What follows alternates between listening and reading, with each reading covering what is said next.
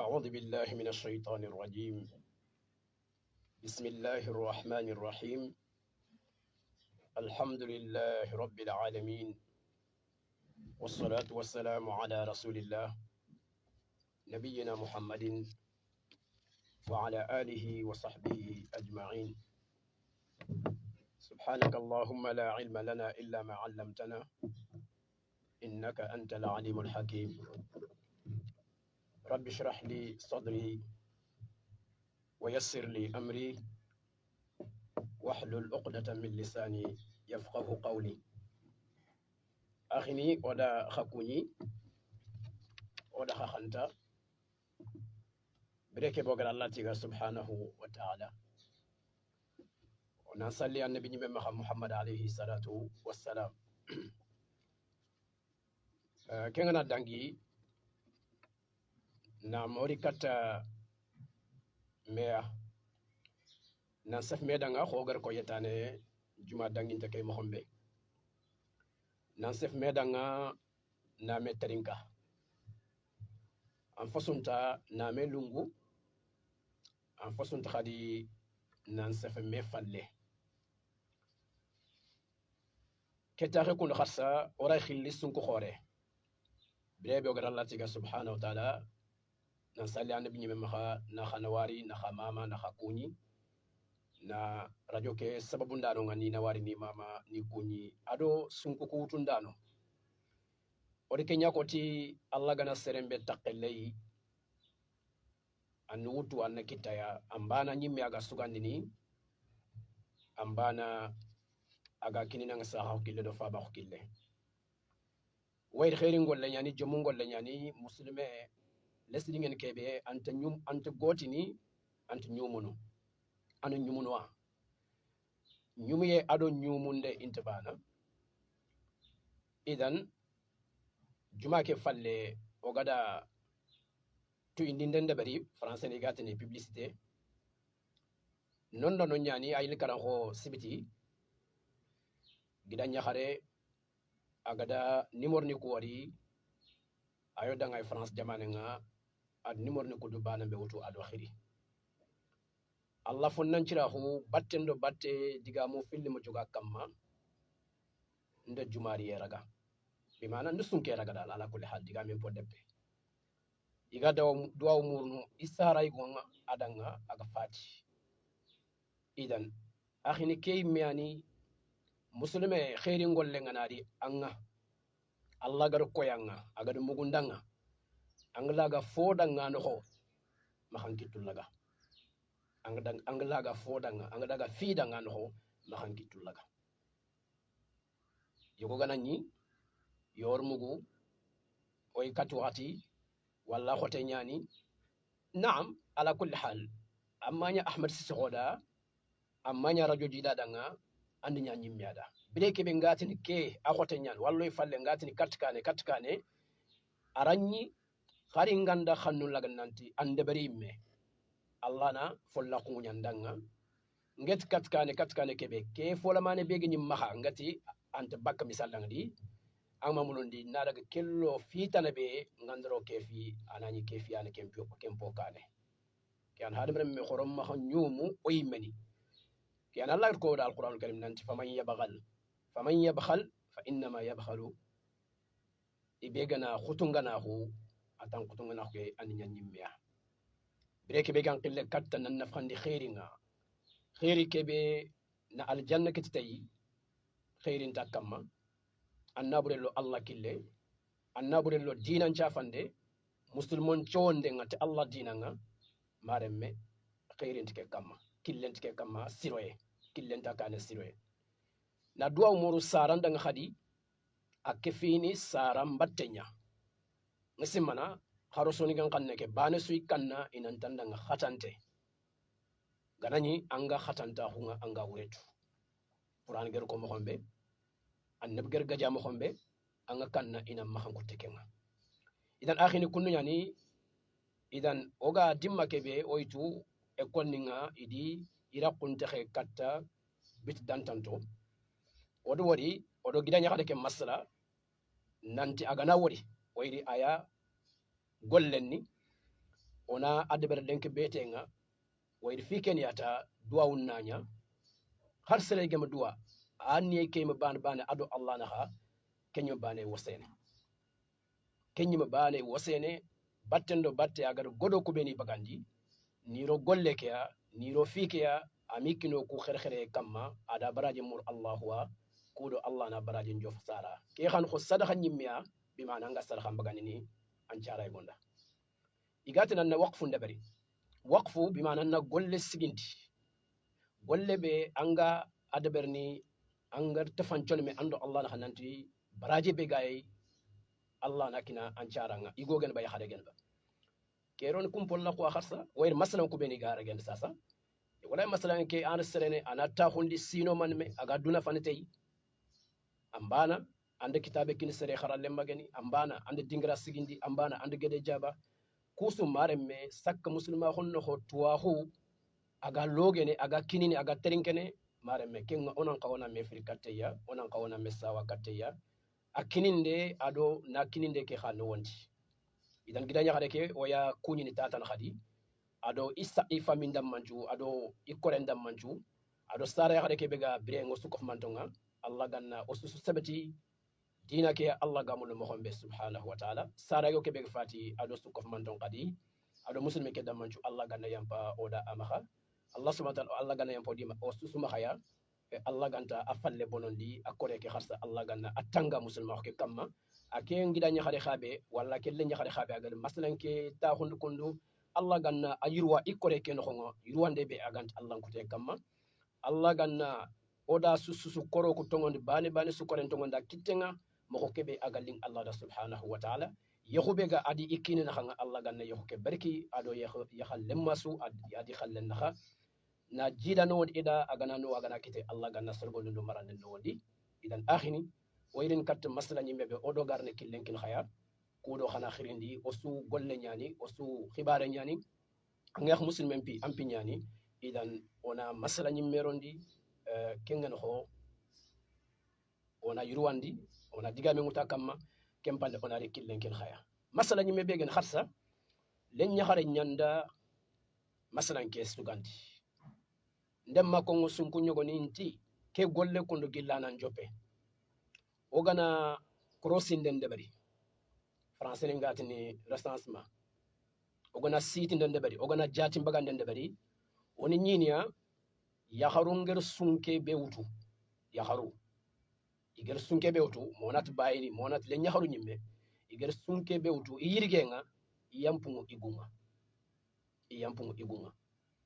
idan ke khadi awsa kondini wayri musulmahu ari katto suwa idan yakharen fet fallanke dina ken khonga bi maana nanti igomba yani golsire ndeberni takkanti yakhare dang anho yakharen hade ber menya usubog hadum adama idan Allah gato danga benda golsire de bari anda tahu to ngondi en kamma alwali anda tahu to ngondi en kamma kem pallat mane atfala nuhiyannahu hayatan tayyiba mogaram birandi bire moxsire kala wuti gil dunay mi fana yere kem palle alqiyaman karangat manne wala najziyannahum ken alqiyamanya sakka tugadi posir khorenga ati mogada ambaraji baraji mpo sire kibi agam posu angre kebe de bari aga ndanginta anken qalleke idan yare alquran ad man nyako man min alfadhil umum tuwano ngako logo ye qotte nyani aywa ibenda golle de bari agsiro wa huwa mu'min andata tongondi andata khalsiye allati min dhakarin aw untha ambana golle ke giri fo yakhare nyaba ambana golle ke giri fo igonya idan certinga ke beta kudo golle ke nallege Allah ba kenniyata golle ke majati nga nanciro bi maana nanya o sharia ngar nyameri alquran ad nyameri ma annabi nyimme ke sallallahu alaihi wasallam ad nyameri fillandi be ganunga golle ke nan qalsi Allah da subhanahu wa ta'ala anna golle ke debari ndi mohobe annabi nyimme ke sallallahu alaihi wasallam agaro kharamunde debari ndi kittebe annabi nyimme ke garo kharamunde ganani debari ndi kittayno mo khoynonga shari'an da siti kem mo kamma mahangolle kenya ken mo falle mana maha angolle ken ber kem mo sellanga amma sellaga nani shari'a mo duram mo kutu golle ndanga ada deberindi mo ke wara nyima maha kembre keta torantay aga no nan kamma mo banna deber kem mo misal dang sasa kuma salangu deberinde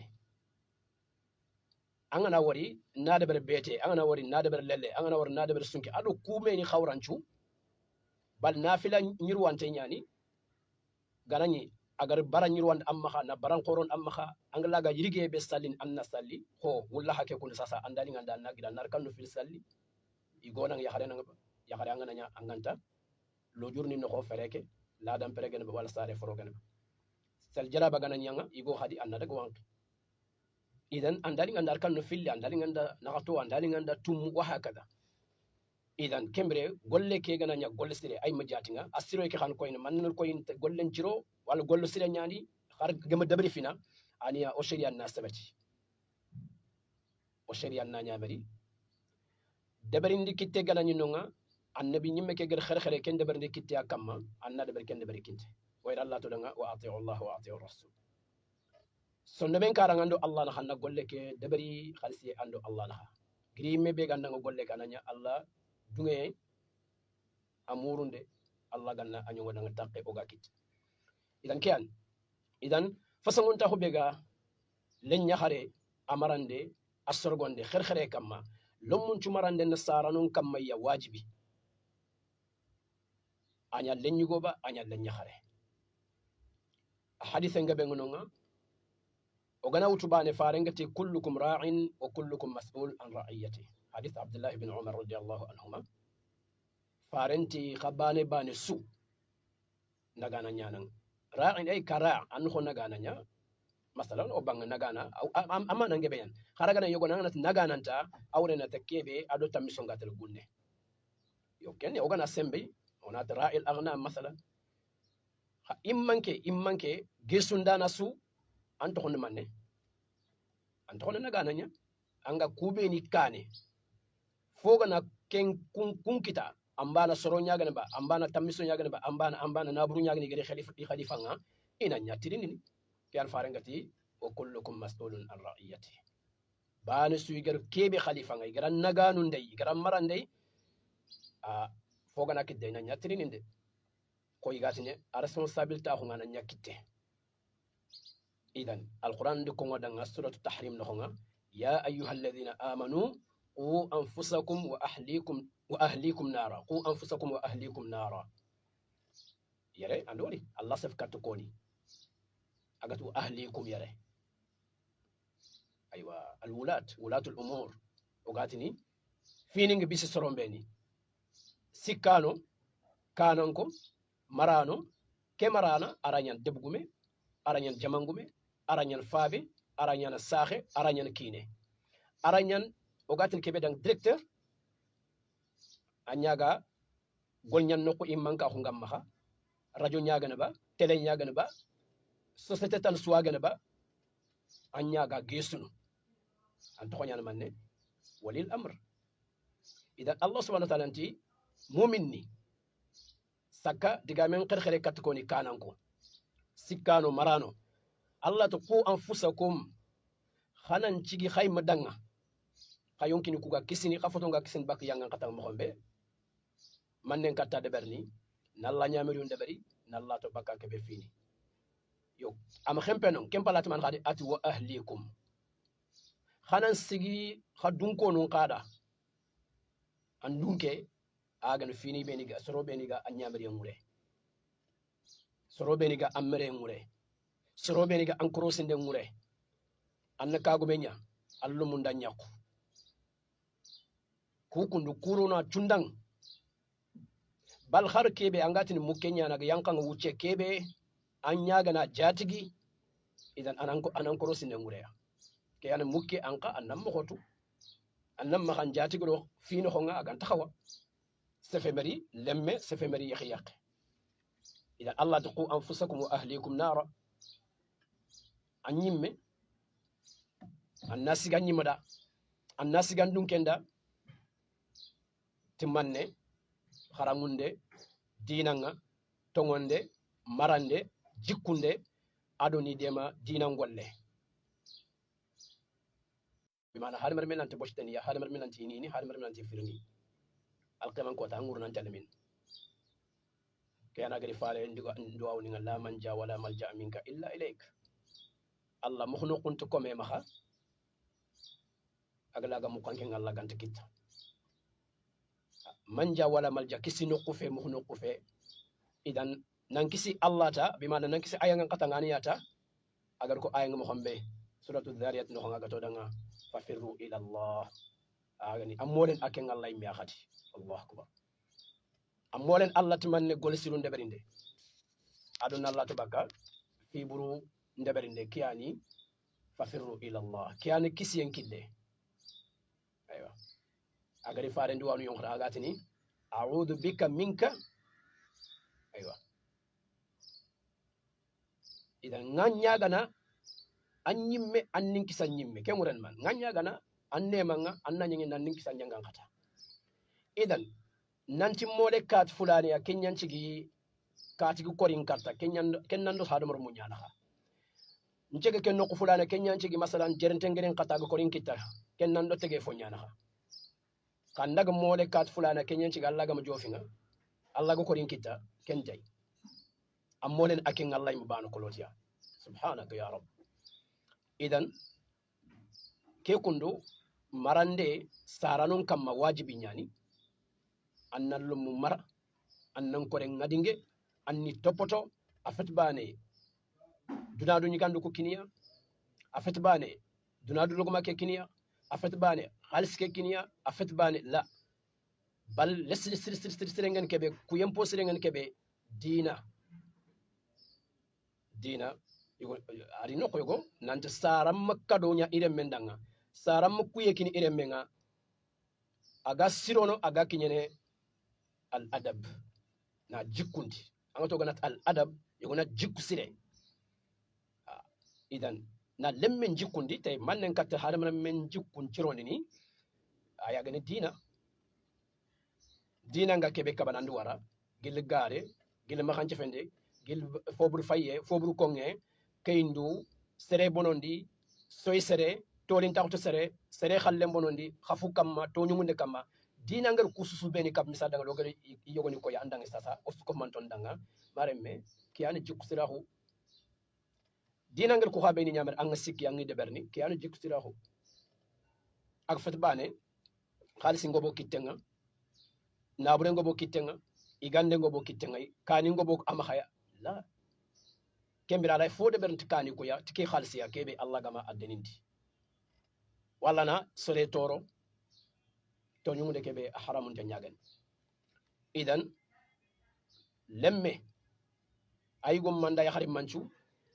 oni jikundi oni mara oni soroko farin daga sallallahu alaihi wasallam na lenya kharun duran khere wayri muslima hulliye kane ko fonin noxonga igadi yakhare sigindi sigrani beni sigra bononto nyani sigra jasanto nyani afogebe ko foni beni gamini wala kharandankele ko foni beni gama bire muslima hu ngar mur mo xombe tongu sobe ikumma kharandankele lenki logo ye kenken kamma ya kharen ken fallanke nya afo logonte idan noku ya khare ayasirina nunga noku igo ayasirina nunga ala ya'lamu man khalaqa wa huwa al-latiful khabir ogana daga sugundem polla kenga ko sirina nunga ya khare lemmen sorgonde be lemene ke ganani wonu misal danga di anken paabe anken yigo Allah wa lemene ke ragana anna yogo mo osu lemene ke tukuru lemene ke saha kittundro mo ku gana kati lemene ke banta Allahu akbar lemene nga khannen na mulli nyanka anya khenga ga mulli nyanka naga simo ngota ga mulli nyanka na magali aga ku sefe mera gana sugundi fonkini aga sugundi ananya nken paabe anu mo osu de bari fili garantin manne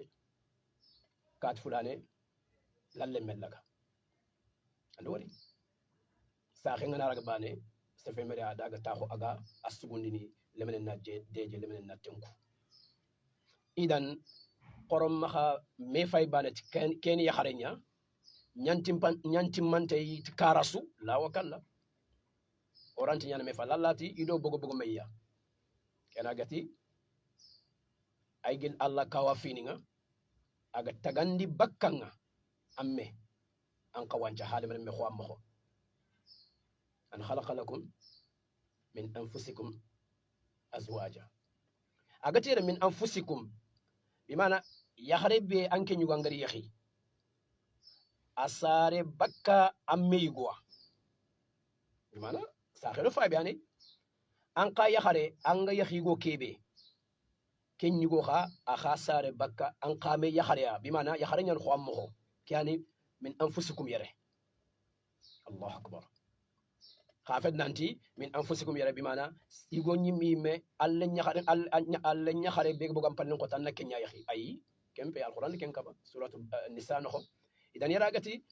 od kapallo mo bëgg khaya wallor kapallo mo tag khadanga ni bëgg khay men ya bimana angani igo angari yakhare be yakhi asare bak igo angani yakhare angi yakhi igo kebe akhaygo abag yakhare ko anken kagen yakhare mo kebe idan kembre ankatini taban siretam kemet kemen kaygo am poske yakhare ay wallin ke yakhare xam poske go kemet keme ay nokku yanken nyugo anyani yakhare kane nokku yanken yakhare kha anyani gon kane yo likhoro beni Allah gadi tingandi igonga sharia gadi tingandi igonga igon na dunge kenga yakhare kana dunge kenga agro bugo may nokkumbe bani suna dunge khati anna wase murtini anna wase khawya khunu anna wase gajana khonanti turin to nyogoni ga ko ganna mo man khani igonga yakharu filistik nakati yakhini yakharen kenga igu filistik nakati galanti nyana da akenyi mebe ga ke ko akenyi mebe ga ken ko ambana yakhare nyagal ba ambana igo nyagal ba ana de berta ana de beri angana ta daga nyak ke be ga mahankan sasa ko mangar kenya ko sasa igotan nalli ana nyak ke laga wi igotan bangi at gemme sera dimma oy diga mu yogoni kongo haram mu yogon ngana to oy haram mo beni ga kongo nani i mo tongo nin tengay nanti kenga arantiyan antu dungen anki nyima dungen idan anga dungen kebe man nanga tinang tingane ne seretana idan Allah subhanahu wa ta'ala nga tongo tay agada fatmal lemma khunde ber nokumbe no fatam panci bakme nokumbe andungen kengaya igodo yakhare na andungen kengaya nokube Allah ga mo fat bakme igol lay ke kita yakhare lay kita igol lay ke dang yakhare lay deber igol lay kongo yakhare lay kongo mare me an deber yakhare gana sige makati yakhare nyana nganken stike anani muslima ko mati yakhare mak sige wali yakhare makhako wali go gana adabari annati igo nyana ngam makhake deber anani muslima ko mati anam mak nyingi mana ma haram igo mak ko janga na sore en tant que sore angati woni famu nanti no sore ngenga yakhare ngol lenya karanga na sore nena da katike lenke anya khumba de anya takwa de anya aisha de anya la sore alquran ko min nanti yakhare ngol lenya faran ko min nanti yakhare ngol lenya bal hadise no sanga na hadise kestel lampai antin ko igo aitel lan nan chore bana ay bi ngana taytel yere bi mana allah soren farengati abu dharr dan ya aba dharr idha tabakhta marqatan adwari afagar soren chembaya at abu dharr ngana maghfoji de bari angana sore angana maghfoji de bari fata'ahad jiranu breke bagata dan fa akthir ma'ah atanna jingo bondi allah akbar idan yaro gana daglo sellanga sakka kubeni gatin al-zahiriya afagari digame ki adresse arsemba artengan kat abu dharr igon kan atangana sore o yogna ta angana sore awre nan ko ngana sore ala kulli hal yo yere o ga digame ke be kamma fet nanti igon to sore ne naam memu kenyani me demande nyani o gana gollun taxandi yakharen na sigiti fonno ngollu kangollunga igon na sigiti sellangollunga ho daga nafhamuru naam fini nga yonkin kutun nyani ken kaya ga dangin buru igon daga golnya ayrini ganani aganari khadi ayallo no kingunga antel sor kompenga aga soren khadi kellay khotona kamma hada men ma khuda aywa angen kaga kaga ferba nan kira sakhun nun tantan kitte do kambre yonkono an kam daga fofo de bari kota kita madamu nga awoti anga tantoro no kingunga sereta nan no garon kingu misal dan kin fanna daga akhobo yogoni khalle angalan sore nan narga xobu idan len ñaxare len ñigo oni sumara muslima hun kam ki ancigi farengati hadamar men ngana fati muslime angani golle sire be agani barajen kinna bi mana sababu angani kitanto gollu siru be ni isu folla kuntakhiniya gantangar gollu be ni to do falle allah ko mo ngaduna fante na nyandi de bari ambiranta ko khalsi ando allah da ay kefin kunga ati anda golle to ag sigaga allah ko mo nafa ina ta da sadaqa jariya ko gar misal ko bel ko fanake haralla de bari de ambana nyima de bari walla ka fi jama har de bari gede soxonde itelorinde kitabe kini wa hakada at aw ilmu yuntafa bi ma tuwahu muslim wax mu dunge ken tuwahu agalla ko mon nafana an to do falle kitabu nyagane ba walla xaram lo mo ben ngari xaramundi an to ke to kum ma xaygar tanga walli me masala mo ben ngani de berni xal sen kam ma xastandu allah na xanga allah ganno nya xalsano idan ken tuwaha xarankar falle abarajin na ñiniya ken palle farent manne at aw waladin salih yad'u lahu idan salahul awlad ana fanyugo fayke lum mun ciroye anken cara tono be ga yandanga a fayke fare ngara yogo bangando dang yere atankar falle anke remme igogen ba yaxare gen ba aga duwan anda a fet bana khempeni ata masalan duwange traqe ken kaniya ko alquran garo xarangunde wa qur rabbi irhamhuma kama rabbayani saghira suratul isra no anna ke ko ancara nonda allah anganni ihinna anganni inema anganni sorogo tannema nga la harno khonga ma har kalle ke gariya kama rabbayani saghira sorgonde be hinnebe igarin nginna igarin corgo ntugun ngani kafke rawre fet nanti ina nyoko allah khalle nyandanginta allah tege fo su khallenga ida yokono toho imana ida kefin toho hawre fet nanti iswam bana kemet keme makaras idan akhron do kharawun ki angla ga duwa saranda ngat laqqa mo khombe agat khadi awwalan salih yad'u lahu lencire be ngar to du falle ga golsru be ni de bern khadi ko fon no nga muslima khon no nga sumpu danga ke ngol sire su anganya sababu lemme ke sironde nyaag sigagar kende bari akharange nyaag si akharange nyaag sigagar kende bari lemme ki yodan ko ngol be nagi de bern khassa abaraji ngandanga bi mana anga bunya kitay duna karan ka khadi oga ko mo khombe to siru nganda mi get katida dire memmara ana yanke ngolit allah katire men marante katire men jikkunte kati andori nama yogo nyana saran cigike adi fatama debari lemme ma siro ananya kenkendi wajibi debari yo finga no kombe mahanki tun koro seme ay yogo ni khalle mahar lemme keraga akhanu buru mahari allah subhanahu wa ta'ala gada muranganna akab bak fini be nangat kaban bakum pini on do kenga ke far no hakita no ha antank annabi nyimme nyani adire men qiri alquran ko ngodanga ngiro ngam surat hud no nga ganani ogo fimbi khano simandi idan kesu no haram meki amari asafa dang mo khosu yali annabi nyimme nyani ke allah di tuyindi alhalanga lagari mo kebe jibe garni ngame be garni ant donga tokko lemment dang man ay ko gatin fa ben dang lenki lomul yogoni ga ko ngo khakun tar dan to nyal jila irina ga keggide tonno كان أتساوي إلى جبل يعصمني من الماء فبنت اللي روك في نفور النخوات انتي أي خو كان فوتر دانتي خرانغر جيكي بكو غناري كي غيدي بي يا خنغا دوك كي غيدي غيلا كوني تل سغا كام ولا كي غينغريما ولا كي اذن فبنت رمن دان من كن نقو لا عاصم اليوم من امر الله الله اكبر لين الله غم سربي كفا مؤمن نكو غدان نينا كيس ينتي Allah akbar no harke ko yiram menda khabire ke be kafira ko nyagal lemmen chono menga iga kundiga mu fara khunden no khonta bo man changa wala jimuranga adora mendaga aduno hare mendaga sara ko ke yurmen yille no haragan khadi ada Allah tini da no faskat Allah malla gatina danga khempe ngaran khempane no kumbe ayam pe muri Allah ma subhanahu wa ta'ala idan marame ken ko ina nanti aray kitene bal akite igon cire nyani oganati igo yere ondo faabe sire nyani saxe sire nyani lemme kite ido mena khanga i konto lemmeke nani kundi fatama debar yanci maksel suwarta abono wallahi findambu no khanga annakoti katmire memara katmi sigire menga katmire men chafa kat la la la la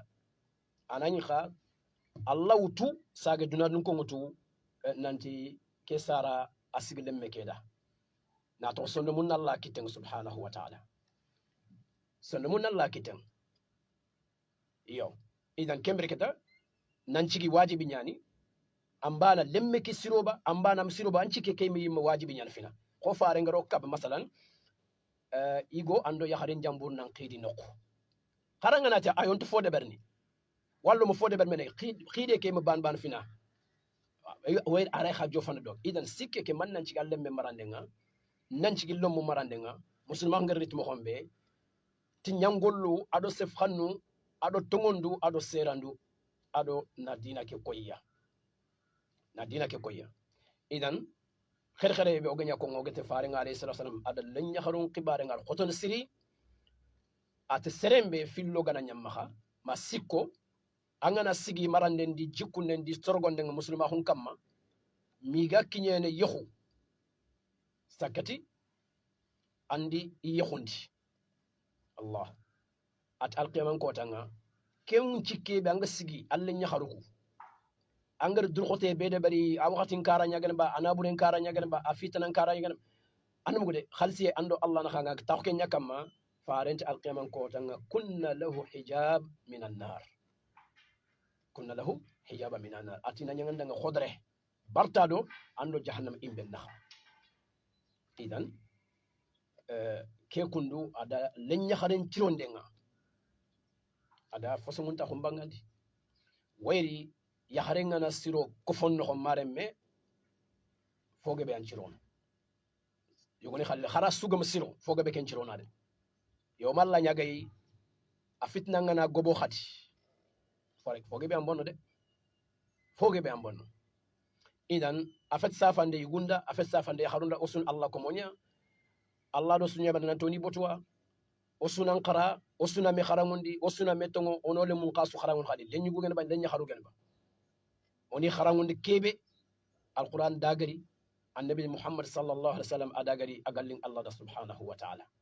fofo sudi gama mesoxi Allah kitabe ke farancuna ke fube gam kusoxi na lemme ke tengande katte wala na warakam ma torante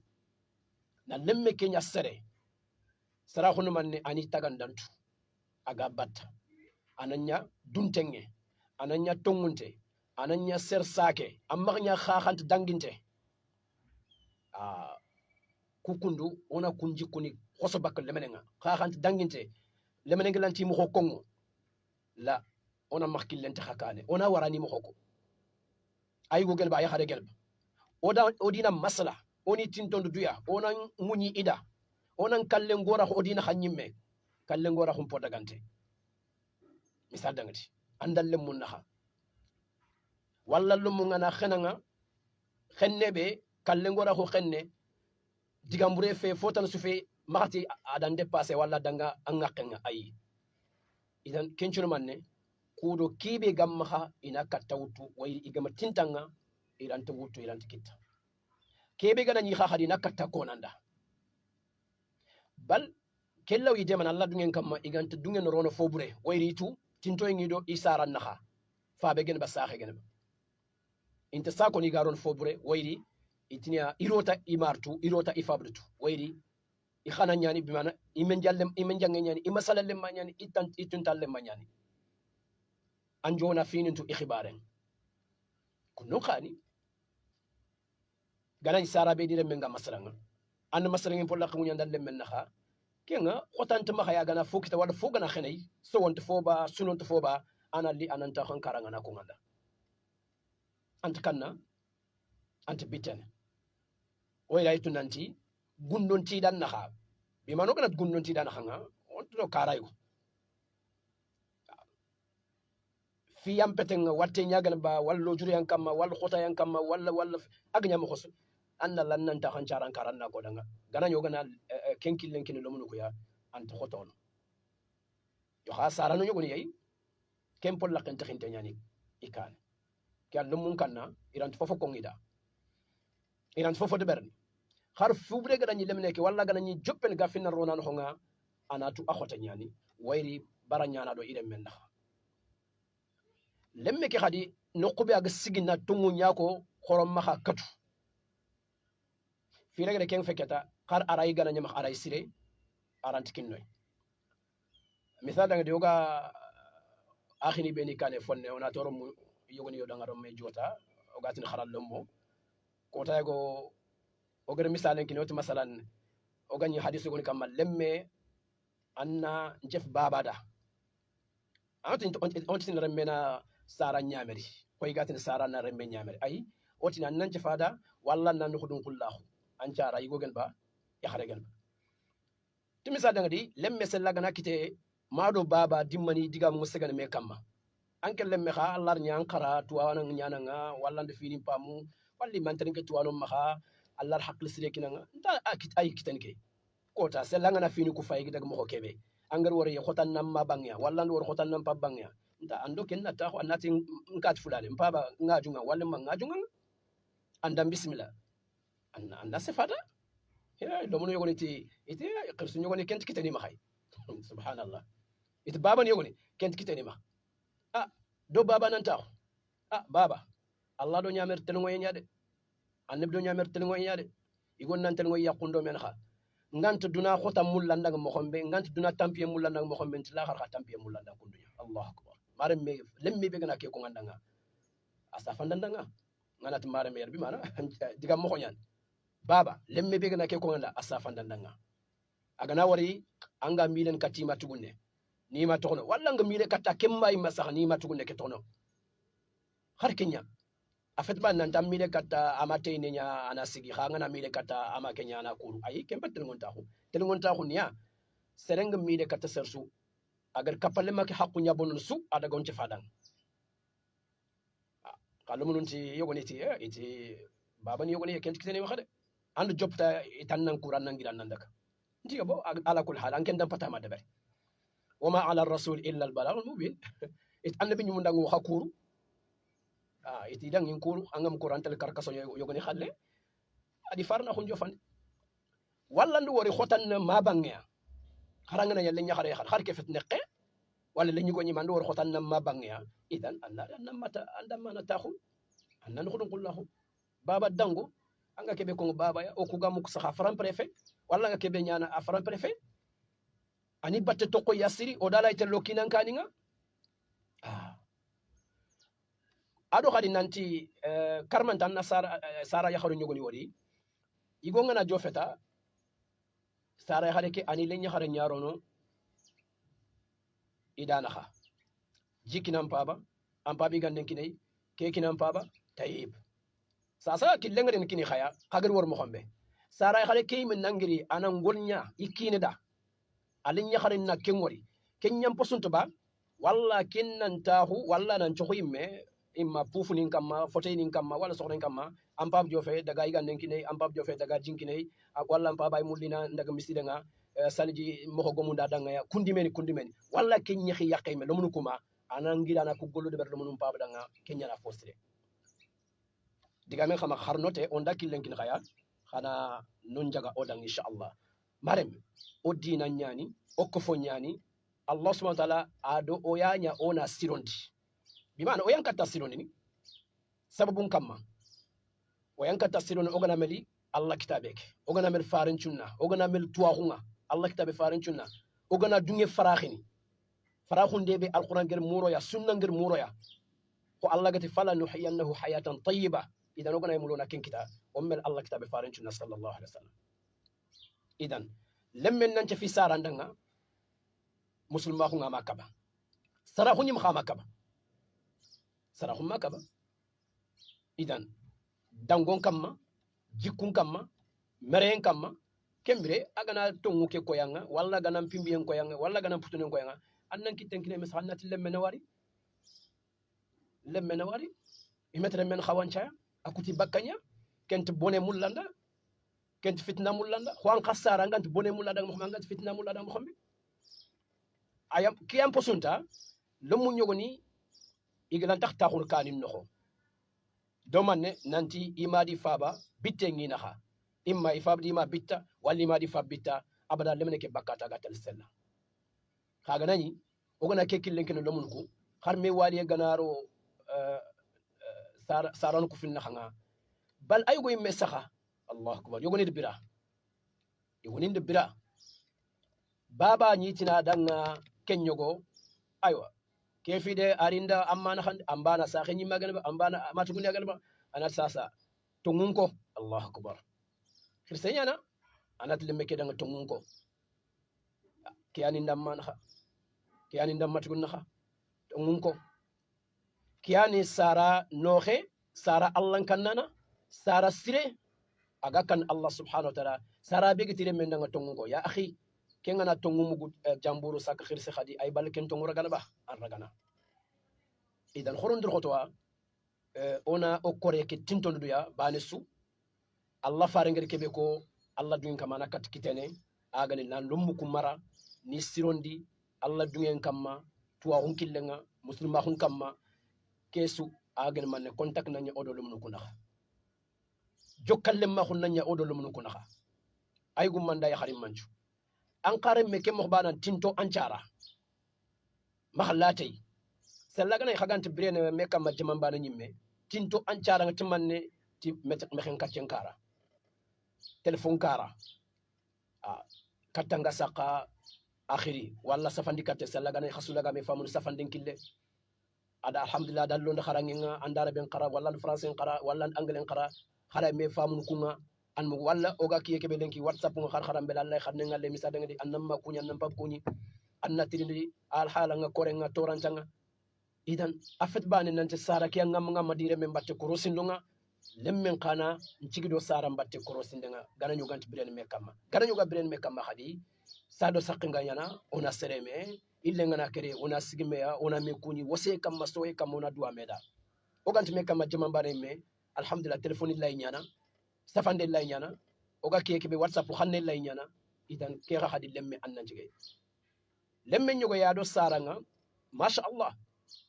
aywa wuccent dallal ille karesu magar kuñna ngari saranga selagani ganti birene jaman bane lille kem mo bane xallo mu ñogo ni xalla ganno kisi Allah ganno kisi saranga kakeba sarant kakeba saranga debe keba sarat debe keba antatu ya akhi oga matineti meya ngana ro kanga misal danga di kat fulane yerba mara me kenn man torna e sakka Allah goro beni gersi meya agene on ogana tini kanan kenda an koren korosi wonat koren kadanga kanan ken korosi selagana kanan ki bi annaran kanga gil suba ko ango bug misal danga ngana ri ma sakki ngi jantan koren ci korosi de katiriba idan foto kan kanan ka hoke yo ha ku ha beni ga kanan ko kure o gatini kore walla mere foni ko i ha yogoni i finta kanan ke kema so ni gon kalle ko ella sik maga kara ima kati wori baba gene ba gida gene ba magene ba i finta ma hay kati yerba kati tiyerba la ilaha illallah kundu faram prefet sakka mare me serebe Allah gada fini dangindi akitangi jofanga agano gatini siroye koni nyeke akhin kamma annabi muhammad sallallahu alaihi wasallam dangi fale hadamar mun noxonga agada siroye deber lemme danga agan qot saranga antay idan kiyanci sarankin nan korosi ya tan charan korosi kefini soronga mekane mo xombe iga sirono katanga gana xar saraga fe Allah ni angil xore nyimmiani Allah khamarande aya ay khasorogono ay khatopotono alhamdulillah ken korosi kunyindu ken korosi masalangu ken korosi duwangu ariba ayerba khorjomu an jomu nyaba mantorantanga ba ku ha oyogoni yey ofinti mem khay ku mo khoni sak serebe Allah garnya aga siro andanga walla aga siro katang nawtu sarano dan selagana ya oga sarano ngola lemma khon ke mo ngol nyal lemma khon ke mo anday me kam mantatu may kake mantikake hanti me kam telephone men tele katya mag lisme an qibaru ya idan angana kenya gide walla nya khokhone an man torni atina ken fo la maninya idan khorondur khoto ona me cross onan tinet me ya jumun kam khairin kam idan len nyaxare lenyigo lenya khare saray khare o susunan cigi lenyigo lenya kharu nkibare ngaya istorogondunga imarandunga e khadi o suna nyakara kara ken man biman o sunan pankana ton mulo koren nan ciroa dimma ken kanyana sara no nyogoni ga me walini sara yigo ngana mo khoyugo deber lemenga kuda siro endanga kuda ananya sere khumbe na ladungen kamma sara ya khare nyugo yi lemme ki khanu kasape maha ana safandi lemne keda adi me gebe ande abanen tereyde allah akbar kur lo mun nyugo ni kharo nyangan noxo walla khantumullah de kundu fe are menni soni ngon kala masara falle anga masara falle keda khasu ke fina khana mara lemme ken da siro khumene khasu to sire nyane oy men to ko ngon o khatte o khanne ke ba khotte nyugo gatini lemme ngana siro jaman ko fon khalle nyani anda bono anya sara mban khalle sakitini sara ya khare nyani khari gu nyugo ni lemme ngana nya siginda e witini man lemme ndeke kete siginda sire anda dagi i masala lo mo ngadi i joto no khanga grand place ni wala dinde ngure anati lemme nga irut almama khon ken ok fulana lemme nga anya ministre lemme nga anya député lemme nga adaga arki lekit kat france lemme nga ar golle kita antin oremme allah yo lemme ke gana nya mo yogo allah ganno tangay no doro mun tangay na islam tangay lemme ken danya bononte aga bono atin manne khumbremme takoremme fatumremme sokkeremme khilere an semeni khadikia allah akbar khoron dur khoto idan osture munyani igi dangito beni maha sembambane kharagana sirwa maha sembe yakharembane kharagana bonwa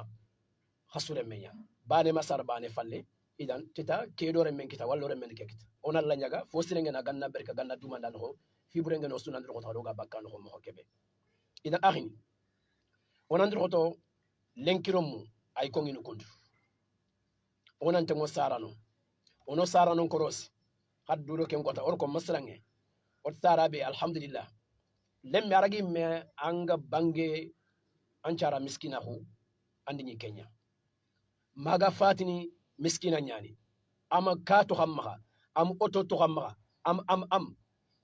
anke kebera dunana budam ken to hamma wayra ma nyama allah makine har kin yaga nakite ke sara anke lemme allah ta tukan wayr marande ke bane jikunde ke bane topotonde ke bane sorogonde ke bane ar dulle gebe muni kudan ken nam fof ar feto gebe muni kudan ken nam mahanyeti ar ya khangui ya wiya ko gebe ar debari kudan ken nan kanke asara gonda sara khana tu sak sara ya khare jarambunu ndenda karandu angana simme ke ngasara ya khare kam marem ante de minna subhanallah kefini idan duwan charanda nan duwin charanonda ti allah garo susu kharangunde no nyamare khadi wa qur rabbi irhamhuma kama rabbayani saghira ke gobon nan charanonda rabbi ighfirli wa li walidayya rabbi irhamhuma kama rabbayani saghira wala rabbana ighfirli wa li walidayya wa lil mu'minin yawma yaqumul hisab idan angala danga rabin qannan nako an chonin ke malla fulle allah yampin charano maha anni hinna angana yampin nin charano maha idan kharsa karma ay kefini sara mbatte attagumancu musulma ko ngado o nyamer sara mbatte nga nakiten qabangan odanga ado musulma ko no ga siginda be bal breñi no ga siginda be an deuxième position nya sigira finlandi nyani allah haqqu ndangiyem palle sara ngakke nyalli angana ke ko yugonati kembre sara no ngakke nyan annabi haqqen kane ba la annabi haqqe akafini ado allah haqqen nya yetuntanme wa ila allati wa'budu allaha wa la tushriku bihi shay'a kem palat man atwa bil walidayni ihsana donc allah gati khadal labane botu khana ma foke fay kefini wala kem palle khanan ciro khasara nonda tayib yogonati annabi khallen qayre agato dang wa'budu allaha ona labata tukko kharamunde ona labata annabi nyimeki kharamunde nya ayentana to dang manne agabe nyani wa ati'u allah wa ati'u rasul wa ati'u allah wa rasulahu ken kongi alquran no siginda gebe idan ona labotu bimana bati nanya allah bani ada ona bati kude bari annabi muhammad sallallahu alaihi wasallam akhara mundun kamma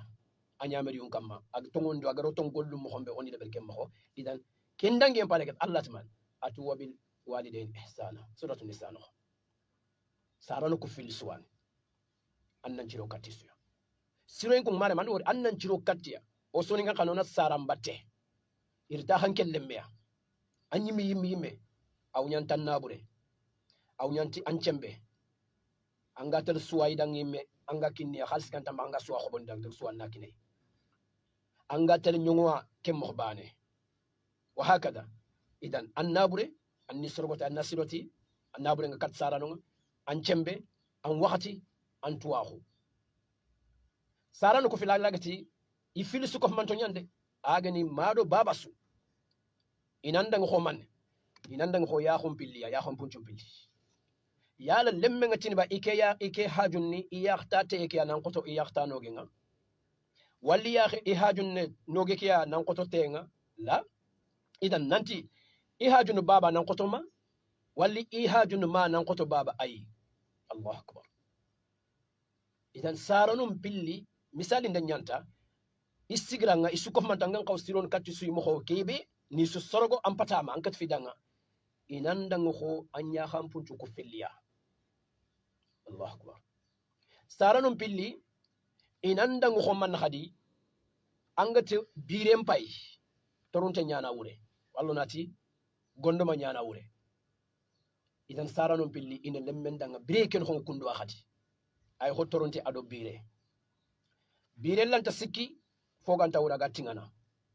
angana toronton kaban sigindu kundu bire ganta kamma maremme kamme ngana taxe an kawono angana kembara idan saranum pilli ina domiya Allah di suwago wabil walidaini ihsana Allah ta odan nyamaran kelle man nan jiro kattan saranum pilli isuwana saranu ko fil khadi annatu inandanga man khadi aun yide nyani wa quwwa ado fanka wa mustanad aw sanad inandanga tugu noqwa lemme gillan tolla gillanga furasenga anguqen koni kamma sarano kwan an tugun koni kamma sarano kwan anyilen kat koni an qibaru nga sarano kwan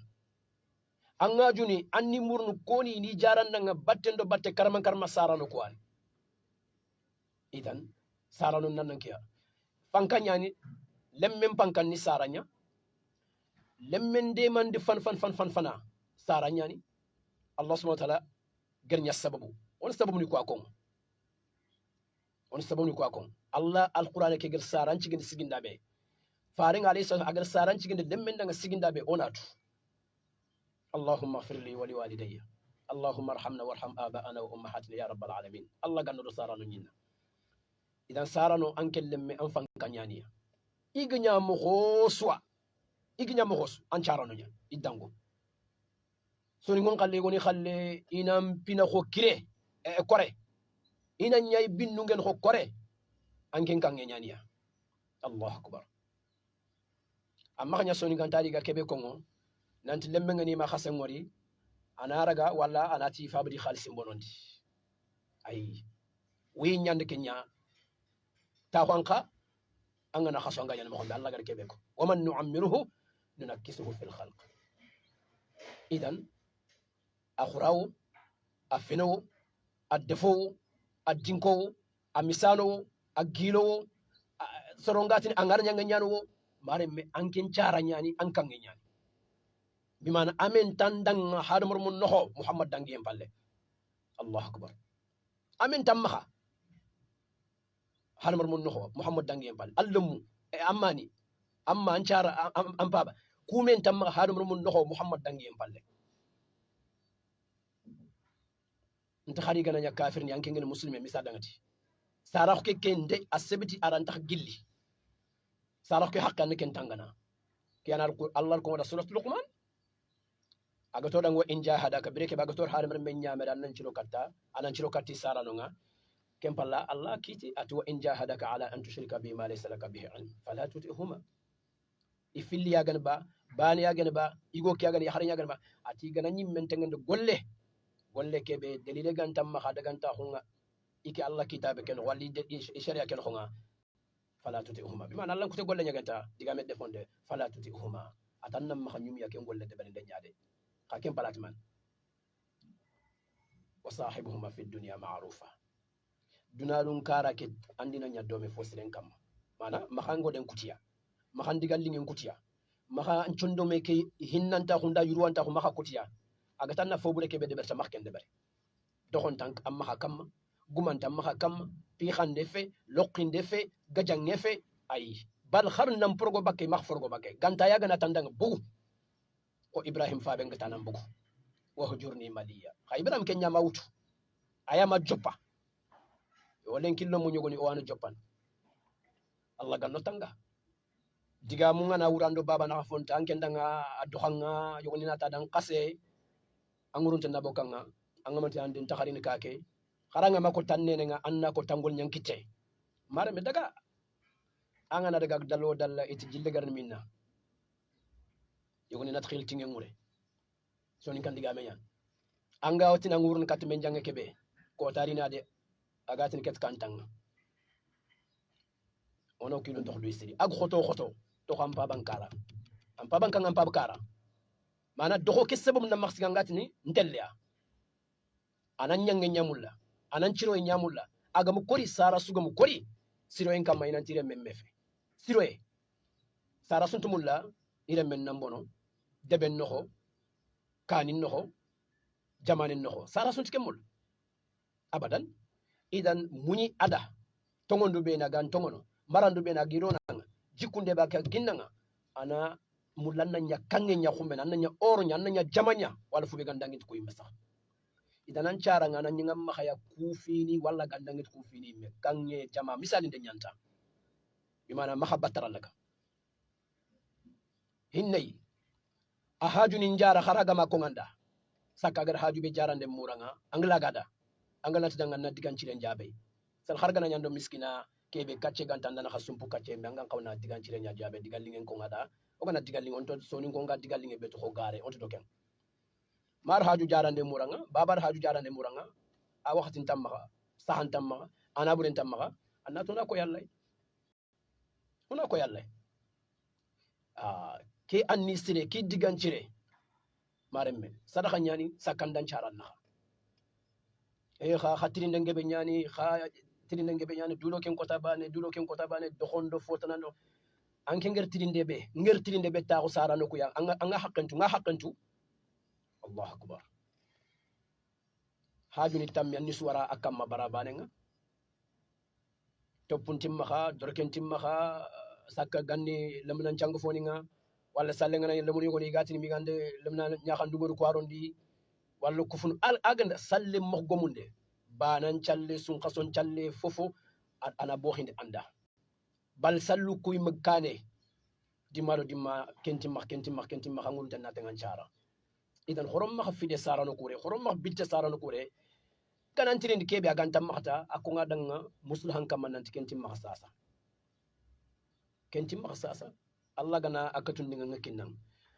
bal fini deber adanga sonde menga mulono kharaga ma imuranga kuyenya ada aga fini beni mulla ige fini ngani irita danga atumandi atakhul nokku kesulman siro yan katancara koytru mo be nagi mulla anni khobada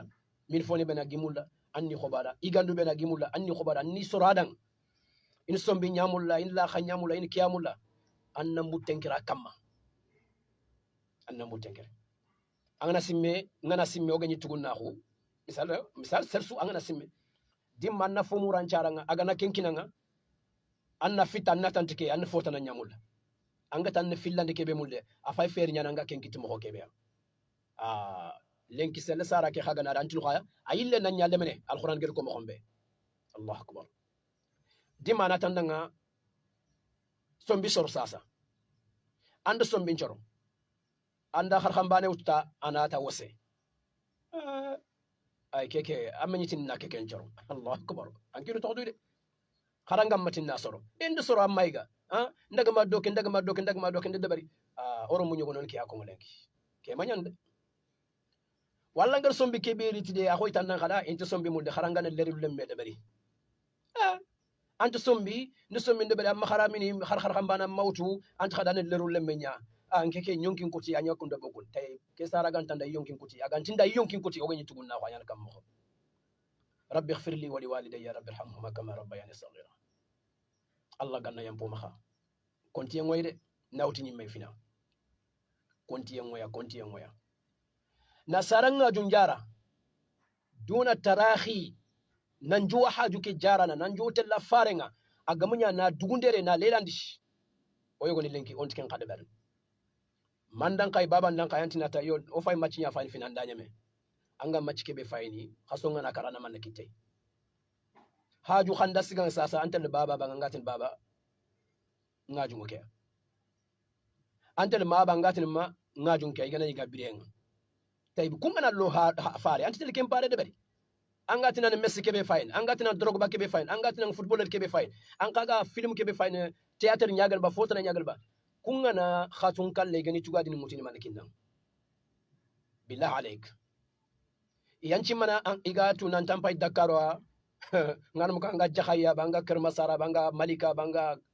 pikniya banga grayofa ba ona manda war katanga ande makitiya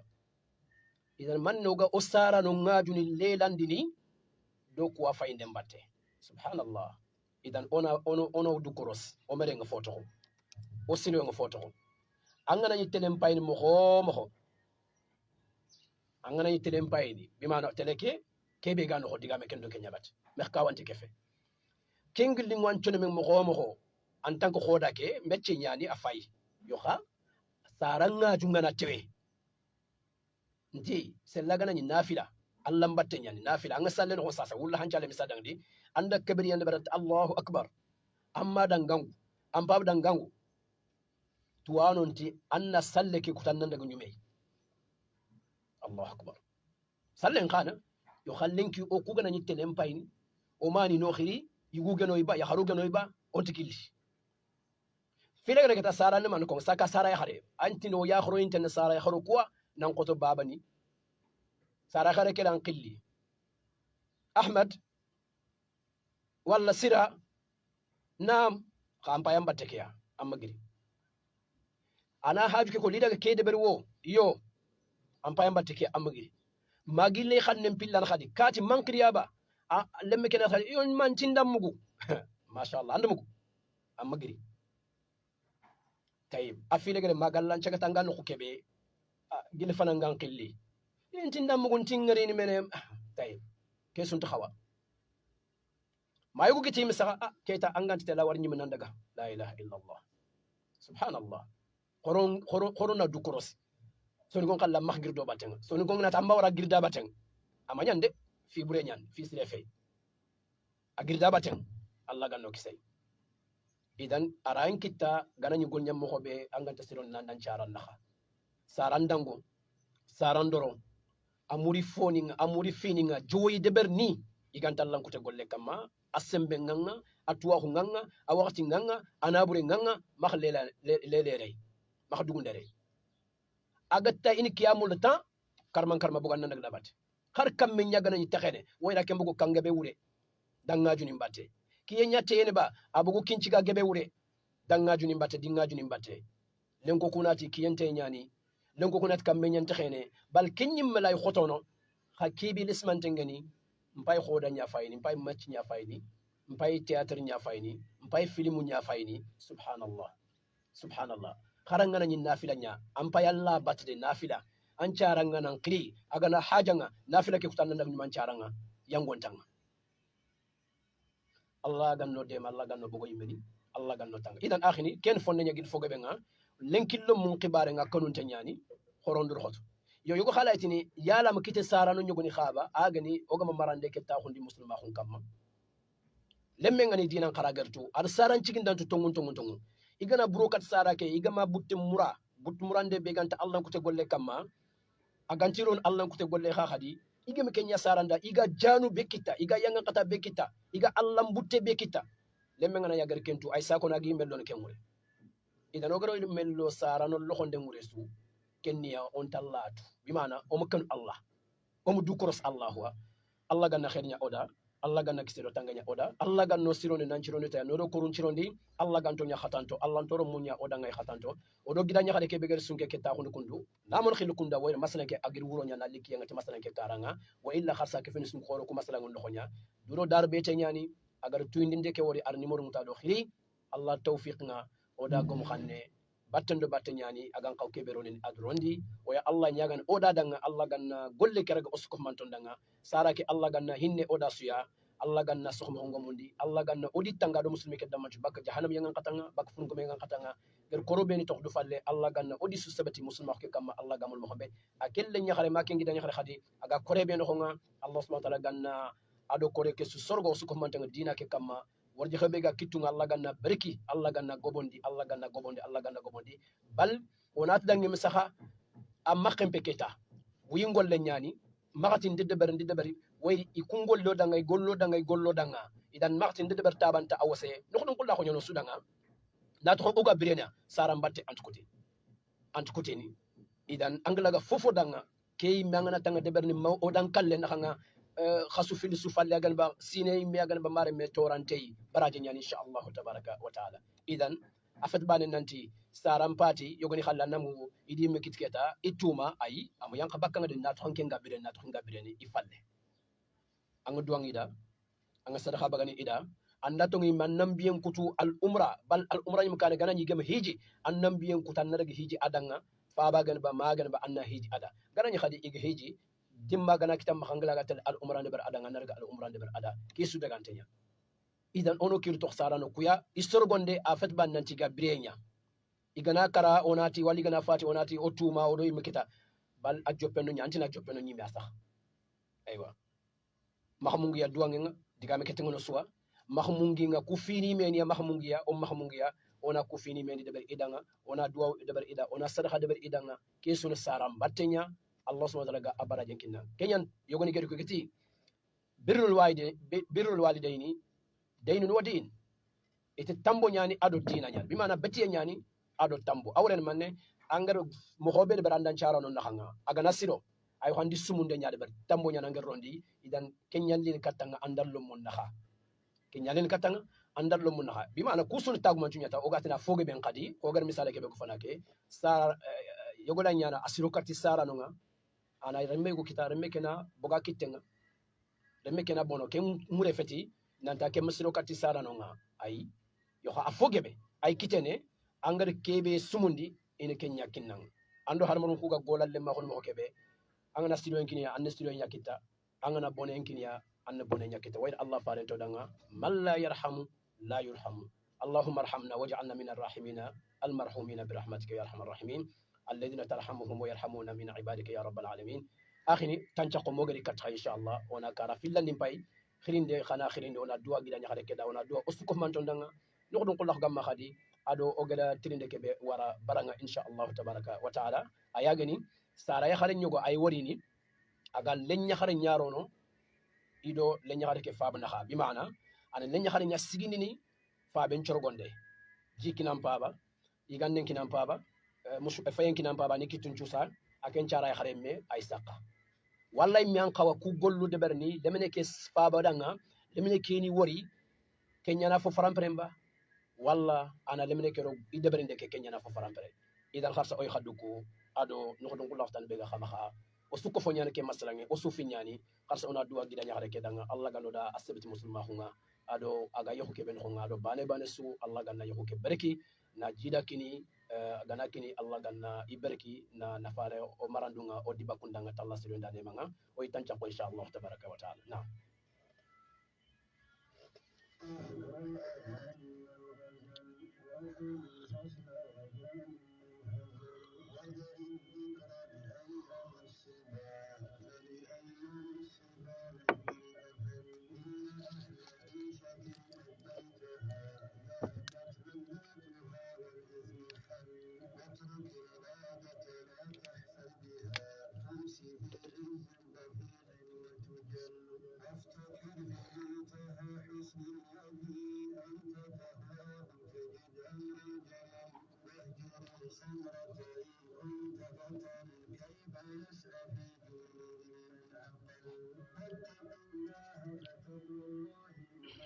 nam akhini wana khasimandi khirindi katenga agana 33 926 63 80 qarsa jida femani qadaga domea oya akhini ko ni kubeni khaga aussi vene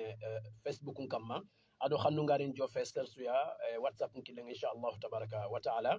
kharsa kunu nyani Allah ganna khade ngostudanga idan gidanya khare ayanda masalan ke tahundi daru bete ke miani agada nimor ni ngora agada tuindi ngori nanta sunkuku itahun ke ya kha kamma kharsa agado gangu battendo battenga nanti isara gonga iwdwa murno adanga ya muslime tarinkana kesuya idan kharsa khoronyumi onyumi ke onanyat Allah subhanahu wa ta'ala kudo o khabe ga khirini no gadduanga ona baraje kita Allah ganna baraje nya osu ko mantondanga 33 926 63 80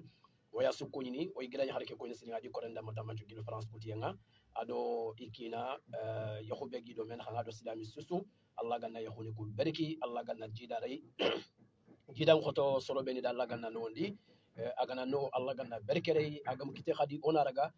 anyini o khairin kenya Allah subhanahu wa ta'ala gada fofo de bari komenga abreke be sakande sabu ni muto Allah ke ada bari idan annadu ngati Allah tahandindenga ankilu natahu nam yogoro remmen kita remme kenya ngama khay mo hotana animsi keremme kita ndenga kiane duna fini no ke mo koy me maremme anna lembeli ngori ay ngaminu do remme lengume yogo antino ko animsi keremme kita ndenga bimana abada jaxse so ndenyan abada fitna nyani lemme ke garona kam naburum bono nyani fontana nyani lemme ke garona kam Allah gando doro mun tanga kengal hala idan kiani Allah gama kebe kinanga agama follaqi munyandanga bireke bankende sababu ni mutu yako keke fin sababu ni kwa andan nyi khunde bari andan kini dome wallan kada nyaqi dome walli me jaren kilnga adagante nyani har kuncude bari lemme me kite anna munya anna sabari anna Allah raga aywa amma khambati yembonondi amma kha ankin haqqin kininde mbonondi an qayigo amma kha nyaqi ngaqi mbonondi amma kha maka yahare ke faytkenga wallan kamma kha igo ke faytkenga bimaana faynde be agata khunu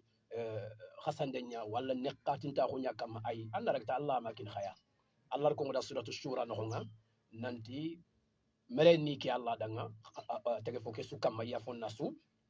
hadam remebe wala tege fo be ku be diga jidini saka hadam ramu idan diga menten o yasiri idan ati yogoni iki Allah ina i warjaha foy gumbane yogoni kha ini warjaha foy kharumbane yogoni ini warjaha foy gundo foy kharu yogoni kha khadi ina kunya watini igante jidini yogoni gatini boroke bi manan kenyugo angade yakhare su yakhanti noko kitanga Aisha radiyallahu anha faren kagumeke ona fay aganni yata nanti ngana yakhande nyikhita ajidini ndanga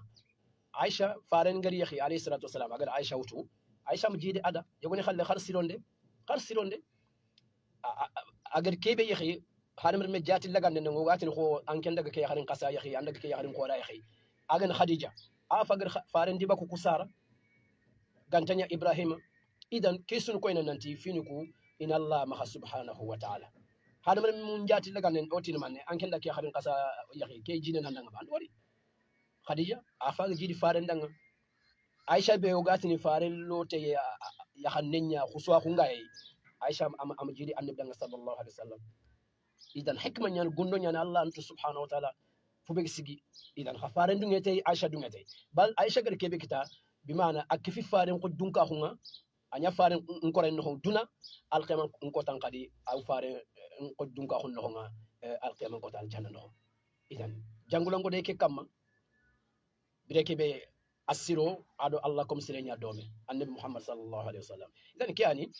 tigitan yo nga gidan nyahare sel haral lagama jida kinanga ke yo nga andan kin gabire muslima on kamma an Allah batta an kilun ta hunte nyani naam kapalle mokke be ga khana khanga ya an kitta nokube baraji nyaga andangay kenyi mabanu fina Allah batta nyanga baraji kitte dina tangan tax yo no angan tax yo no sax na daga Allah kuta anda yangon kita Allah junubun kita Allah toburun kita alhamdulillah an ganyo no kharan ngam jida kita an kaygo kharake kharage jidi andanga arage kharake garan chutri ti kapalle mokke kara angam me khisasa an kay wallahi tel Allah kuta idan on ma yahu keraga bantan nanti lumungam kite su yahu ke manya bi mana ona brokat Allah o simmen na bono kat me khadi ay nema nyani ku yenyani Allah gana wori na kinanga agana kinanga arkinanga annalla yin khadan nisron agana wor khadi bi mana rukto ngen ya ima kinanga anna dunge kinen di mbala ko kha nan tan tere ni Kenya 33 926 63 80 kharsa Allah ganno sirondi Allah ganna odo koruntanga musulma hun kama Allah gamul mo xombe akhini o khakhiri den duku len nyaxare ma gida nyaxare ma kismadi khare me goni danga anda masalan ke ta hundi aga duwa murnu terin kanan dammancu isara danga ifab danga aga fati ona duwa do kore kesu danga khar sara khare ke me ona duwa isu danga ya o be suga bireke Allah ganno o di su sabati muslima ke kama Allah gamul mo khombe na kisero tanganya o danga ya kharasa hadamre me muslime fonnan kayigo ya khare khirse o summel o dinanga annabi meke muhammad aga kharamun mo khombe ona araga kem mo ona tigite o kitumpi loga ko mo khombe ya o anandoro o mahaya onandorete khadi bi maana o maha o yimme ngoto do kebe aga fet muslima khu Allah ko te fini nyagani wala fil kape nyagani wal kafira khu nyagani o gulaga no khudun kullahu nyana dun ko nunda ga walla ina wara kenga fe o kunan cebeti o dina ke kamma ona khadi nanti nema khor nyani muslima khu nga idan 33 800 enfin 926 33 926 63 80 khilinen khadanga inshallah tabaraka wa taala masala nyime bega baranga agane lomu ido sara non laha nawtu gilli saranu ngan kaw sikki marande mo xombe ado jikkundenga ado lomu kagan kawa sikki saram batteng mo xombe man khana saram battenga aya gane sire katta sarano ifil su ko manto o de misalen koy gandanga breke sigindani beni ino ko ya xam punjum pilliya i ko bire do birendo torunto nyani wa hakada ino ko khadi angatini wuro do kiya hada mere mesulantini ike haju no wuro nya nan ko to kiyenga wali ke haju ni kiyen nan ko to wuronga idan awure nata sarano ku filli isuno sintoron pila misali ndenga wakati bane tufu bane bimana nisu dango an nisu doro naam yogona tay fare mako hadithen ba sere gertrin nanti siro fo gana nyima hay gamudi nan ciro sere danga tikenga kono soro kususu nohonga kenya daga kawa aya dan ngawlanta soro kusukane annabi dangem palle farenti sere ke danga ancara yahare atagana dangi kha atancara yahare atagana dangi kha atancara yahare kempalati ancara igo yere tuwano ngar jagande ne bari it fare ngar sara ya haren ko tani sikki kataga fabe kongo idi jongi fini kamma sara ya haren nga khere tukunga anam gude fabe ganta khala agan manne nawtu no hoke ya hare gana no hongudu ma jidi e nganya hota be ga kundo menaha nandaga war sugunde ke ku kundo igolla yi wasel bak ku khala yugo yesa sa misala ona misale laga ya haru filli maha aya hadim bane mbay misa masalan jalan bun ang yugo kenyini dimma afay ya harim pillandi ba wala sikandi ba wala naxtani ma garani kuncu gawre ido no sengame ido soyungume ido ifini ngume tay dagan tongeni anani kitelembe jalangal bun sasa afay to hunno walli me yugo ke fay xenxene ke xare ama xenxe jaram maha walli ma xenxe sugunde maha oy kuncu oyitu xari yugo jogoni timbaytin manne ando dem ne kendag do ke fay xenxena docteur oy ke kongu andal lemme kendag do ke ake wuye do ke maxane ke fay xenxena subhanallah andori idan donc farenga nati yugo ke danga siro ke nyamma danga fina atagana danga ati am dangide an cara xade atagana danga atam dangide idan it kumo khoni yan ha ku kundi khuranto nyani baranya yo xaw gana fay gon nyankite misal danga di lamene ngana wujunu fil khay sakag khono saray go nyakite arrobata khen no nantanga na wujunu ku fil kita wujune kedo komon kargi annikini ima anken na komon kargotu kella tara kharange ngay timmena ba baba gana kella tara kharago miskana kella tara kharange anti timmen ayogo atina amin kenya wujune na sa khanya wujune amin nya wujune do komo kargi na sa khanya komo kargi ad sa khanya nya wujune do komo kargi adin kenya komo kargi hadise ke fay farenti ancara ya khare kempalata ancara igo kani idan lemme ke misadon agada wujune ke do komon karge kini ima na komon karge kinan kenga o yugo ne kellaga manne on ragan khatanta khunya on ragan adima wuti kamma idan kiyanci gogo no dina ke khara o sukke da batenga o bilene jomundo kheri nyakam ita khadi ay ko lemme ke asafandan kenya da aganda wujune ke do komon karge kinan ngimme agar komon karge ki ima an wujune ke nan komon ko karge an mamuloni ilegarni ilegan lamne ke ma bang khadi o ira nyakke nyan ana fa wajibin ta nyanan kamma idan an mamuloni kattangaro ni ijibanga ken nyaari kattanga nanti hajuri de wujune hajugel misadante khamisa dangde agar wujune kedo ko mon karge kin saxe ke misada ngani ay go saxe kala tin keta igar wujune ko mo karge keta haju bege yi men daga jarta an takhdi nan tenin idan an ko mon karge kisi walli mi kisi ikisi ala kul hal muslima khun takhandi ne nyani onan dur khoto muslima ngir fube tahundi lesil khoto nyakama onan magato e haqqilo no ken na gurja ken no bonondi ndanya Allah ganno tangay idan kharsa oy khaddu ko akhini gidanya khadake ada duwa muroya ibe katrono anna duwa ibe gem katron khadi duwa kenke anando Allah na subhanahu wa ta'ala bimana mugunde ke Allah na muku Allah na duwa ni nyumunu aganno duwa ni nyumu aganno hajuni njara kharsa oya asusu mamana kharsa sunkuku inshallah khannu do whatsapp ke kamay facebook ken khonga ibegana multan masala ngede bari manna taxundi angano gangu on me famuno inshallah taala khairi ngolle nyane baraji nyani kharsa anni nyana anyimmi adanga allah ganna khairi osuko mantonda kharsa 33 926 63 80 33 926 63 80 masala agri sunke nalli betenga do oga dimmani kubeni sasa kundu kharallani nga igri folla kun cigindi walli gadi taxe wucci da deppe no nga allah dungen kama ina sage kata kharan kombu khadi ken manandanga wala ken mure kator wari ogana masalan ko wala yiri ide bare kiyunga betenga insha Allah tabaraka wa taala qarsa odo khaydo meya katu wakati ga tembene katu midi nga jofe insha Allah idan khirindi katake 33 926 63 80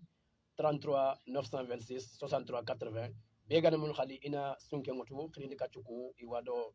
to indindi killukuya oni ko gandan kadagal 77 967 71 16 mawalkha 77 612 99 76 idan akhini kharsa ostu finyani ostu masala nyani dan nyakhare magida nyakhare agada masala ke dabari kodo duwawu sarandanga baraje murunde Allah subhanahu wa ta'ala ado siro e kata saranga kesu ke fin kenya idan akilla nyugwani sara kharagana fatiha sara mbatenga mukuti ogana sara mbate onde anan siro nya adanga alquran gel ko mo hombe wabil walidaini ihsana ay nyana ibrantonga ti hajunga gandu beni mulla iramu anna nyangi dengan patama ankat fi fatama ta hunokuni ado digan kannunga anna inno wondi idanga kefil khadi gana fatiha muslimo nyagani anna la nyagi danga yampe anna la nyagi danga kisi e bak yanga kataninga ado na sarhani bagadi idanga ku meni fwani astire nyana sirin cirin insha Allah tabaraka wa taala 33 926 63 80 oy khatrin kana oy khaduku yogoy kilenga ona fay assalamu alaikum na bismillah torant khay wala tigan alhamdulillah ayo keta angata antba ko bang numéro ke selanga kongo yo 77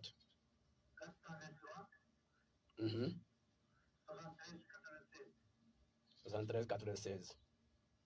inshallah ya wallahi mo gadan kare bismillah nawari bari kun yani nawari inshallah tabaraka wa taala 33 926 63 80 allah ganna khairnya osuko manton nga nakisiro tange nyongo danga inshallah tabaraka taala idan kharsa mare me killenga danga gidanya khare malenya khare agada masala ke ta hundi baraje murunde allah subhanahu wa taala sage do murunde muslimen dam manchu istara gondanga walo natu ado kore ke sudanga ke ga fati sakka i hajunga muslimon do wonga sakka lemmu idan akille nyugana ke ya alquran gatan nasiro be nyakata sara nonga sakka ke be go biren no nga anna duwa adanga ya anna sadahani de ber adanga fwani muslima nga agada nyamari insha Allah tabaraka wa taala qarsa 33 926 63 80 killen khadanga nokhdon kullahu walla tirinde mi gamma ado duwaw kebe muri maremme kharsa muslimen ngaju allah faren ko ngodanga angana siganga muslimen pi jomun kamma khairin kamma te allah subhanahu wa ta'ala mallah subhanahu wa ta'ala gadam pi ni no wondi allah faren ken ko danga sallallahu alayhi wa sallam idan nanduwa anga muslimen danga nanduwa asara non danga sababu agada gol sire bel muslima honno honga na muslimon to wondi tukum masalango meni deberndenga idan maremme ken cu kefeni ko fo medde mandenya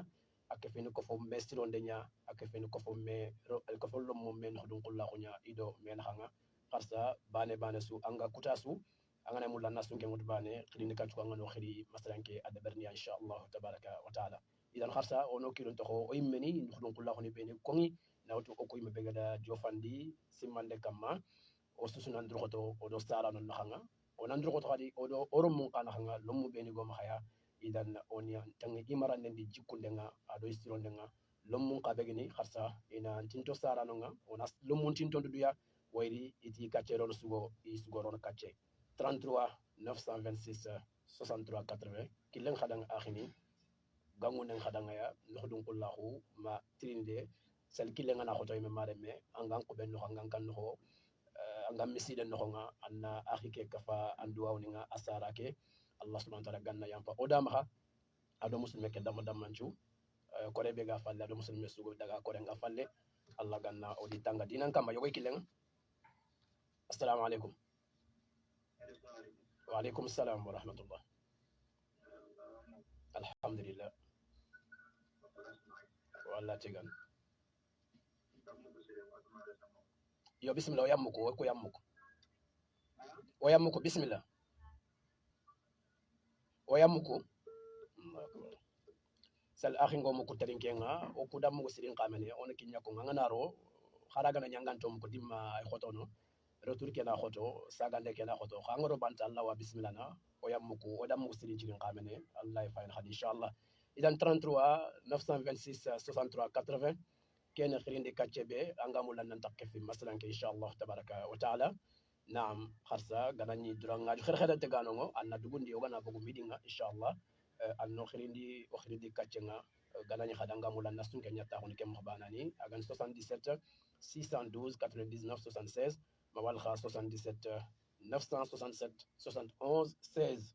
كونو يان خرسا اوي دومي وستونكي خاستونكي اوسوستونكي agari bete ngalenki insha Allah tabaraka wa taala Allah ganna osusu nafarei bila nyaga de gerta hundi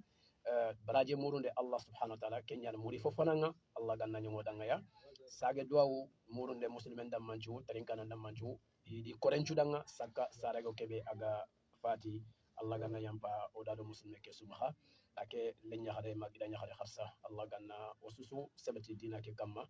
oga koru be no nga no odo koru ku sabati muslima ko Allah gamul mo xombe no finin to ngonde meya Allah gamul mo xombe tay oda masalan ko lo mundo sara don naxa masalan ke ana maxtaxu oga tin kebe danga bi maana ara intam maxyere am maxtaxu ke kam maxt ara intam maxyere ag kinyen no kumbe ara gilla ga nyana maxa ara ke doro to nga are me alle me nyan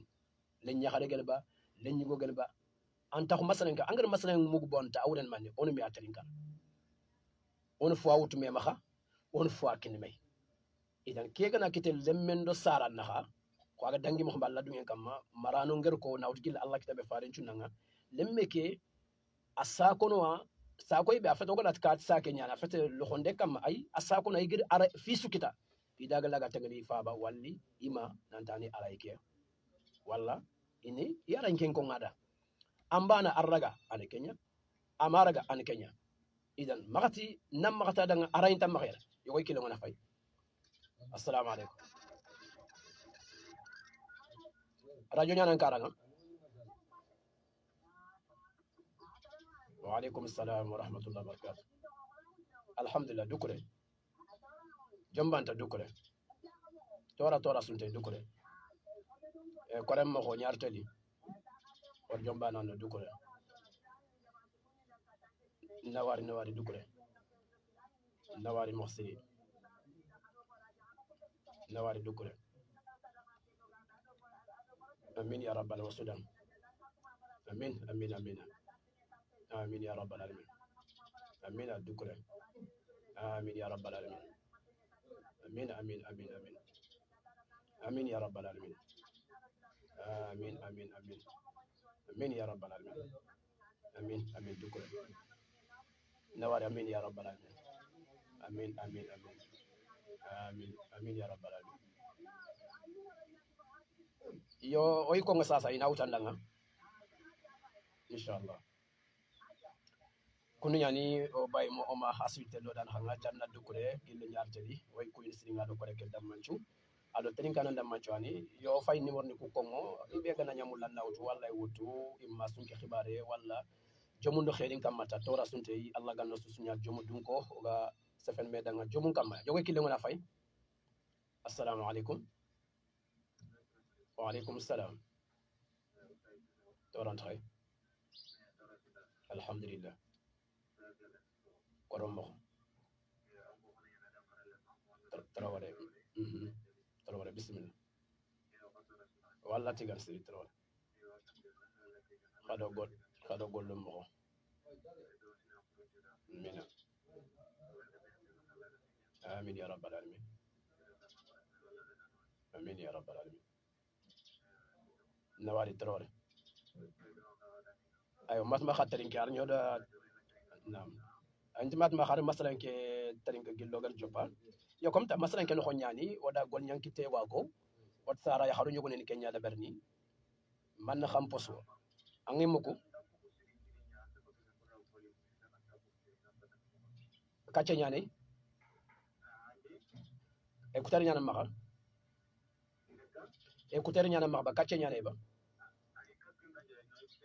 voilà ote trinde won nya ko trinde nya sara ya haru nyugo yi ko lemine mpaba gana jo fekkanga ko ke nya xare kini gana di ana le nya xare kiarono ido le nya xare ke faba na bi mana ana le nya xare kiarono lemine ke faba sorgonde ampa bi ganden kinai ampa ba jikina ampa ba ya salle ngati ngana di misaka ke de ampa danga ay telemisi den tayib otike kundo ana lemine ke golnyangundi ay menangira na gollu ko de ber lemine ke faba danga lemine ke na wori kan kasiren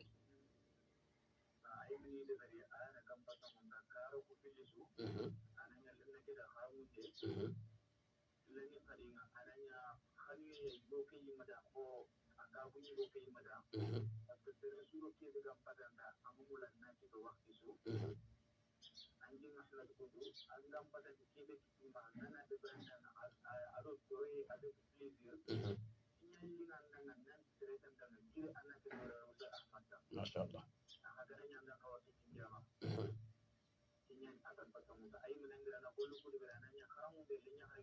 mashallah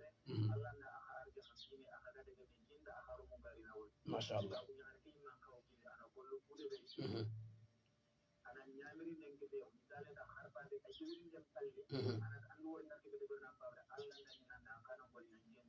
mashallah nawari aywa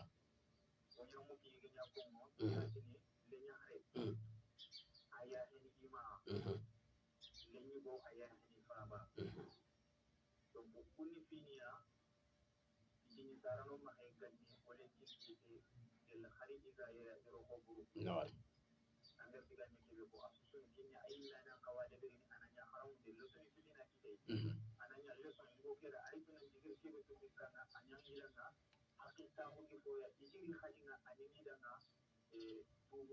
mashallah نعم نواري تروري شكرا بارك الله فينا جميعا آمين وإياكم كنا يعني وي أخي محمد سليم محمد تروري قل بنتلي أدو ترين كان كدام منشواني الله قلنا خيرنا أسوكف من تندنا ونا أكوني قل دكار ما دبي مديري وي كل وانا فاي السلام عليكم وعليكم السلام جمع الحمد لله طيب 77 77 612 612 خايترين كان راجو كيبا الو خايترين كان راجو كي انت خايترين كان yo telefo ke wara mingar ko radio ke khana mugo khana utu inshallah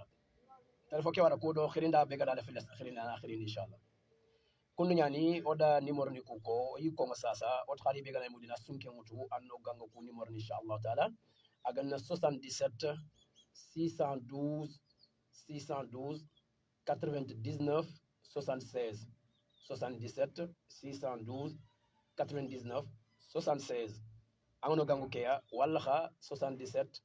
967 71 16 77 967 71 16 inshallah taala angano gangu angamu lana sunke mutu ado haju su kharsa aga musulma khon khonga hadamar ma khon khostiro en kamma allah dungen kamma mangalo okita ogalaga kebe danga angalaga kebe danga te allah osuna de bermeda dunani kembani akatta anga bakkan khonga annam patama de bari allah komondanga khalsi ando allah naha annam patama de bari allah komonda khalsi ando allah naha allah ke nyanya mer wayra Allah gato danga qulu linnas husna awren manne digan kanne mbana fe gon nyangi tanyi mirona anohonga Allah khare jamundo khairin diga men nya ko meda wayra gatanna ko soronda awren ona ko meda idan khassa khoron doto 33 926 63 80 idan ona akhi mama Muhammad Traoré nama datirinde ke a kendi yara en ko wadi tuwa ko akamma kenniya saray hareke harangunde lemene ke das alenya hareke danga ado sorgonde ado sikke ikine danga ay minangirana kine ke gollunde bari yari misanga ni nokko nyogoni yogonin gol nyanga nyi miarono idi kine naka gol nyanga na yare bega makanga ana yarono ido kine naka daga ganden kinai daga jinkinai yogoni be nga ngan mo kiga dozu minni ko igati yige falle ga kefe minni anati jike to wala dan khadi annan daga akafe kinai tay angana gol nyanga ngarandan kine naka nga ya gida nyare ki gol nyanga na yogoni khalla gananya dak bana ayankini topoton ayankini sorogon il kotale ngananti an-nufus jubilat ala hubbi man ahsana ilayha ithalam mun yonkininga tege khannen kamma imilen kat serenga walini seren kanuna serebe gastidon katia lesrin kenne kiya yo son gon kalle kawa finyani serebe gastidon katte anna buro katte anna bono katte fini ko filinkiya ken feke lesrin ken kebe serebe gastidon andanga ayagen manne anna khanu son menna tenku abang idan ki anci akite khadi breke no nga yogoni idi gol nyanga no nyaxi dana nyaganti yoxu moyde anda ke gol nyanga naro andan kinina ayankin topoton ana igandunga ana aminunga ana fofoy keta idan ay wo sexa anke nyaxare mbakanga telle gol nyanga na ki anti ko ani yaxi yaqen keta igo ngana filinga gana ke nyaxare yaxi so ngon kala Allah anke tulona nyin ko langati ni ngitendi nyaxen kara Allah gano dema idan kharsa killen khadanga maslangu nyani oga medeman mo khombe oga sefen medanga insha Allah tabaaraka wa taala nukhdun qullahu mesironde muslima khundu muro ya siri naam kundu nyani on tef meda Allah to dang wa tawasaw bil haqqi wa tawasaw bis sabri idan lenki diga men ganno khombeta lo mundo sarano nakha nyani oni fube kam aygani maslange nkaranga odoro mun nakha otana ma khata hundi kharta tankam kharta taken manne ara intam makha diga men tam makha ke kundu ke manya agarin no qusu agana dalla kubeli gan kittengure imabana i khutunwa i bitenia kembre agana kare amanya idan figana ni lemme makha arai ga makha digame ga makha atterinkani mo ko anda khanu yu ga makha yimme atterinkani khanu yu ko anda amananga afabananga agami ko andanga atili ko koda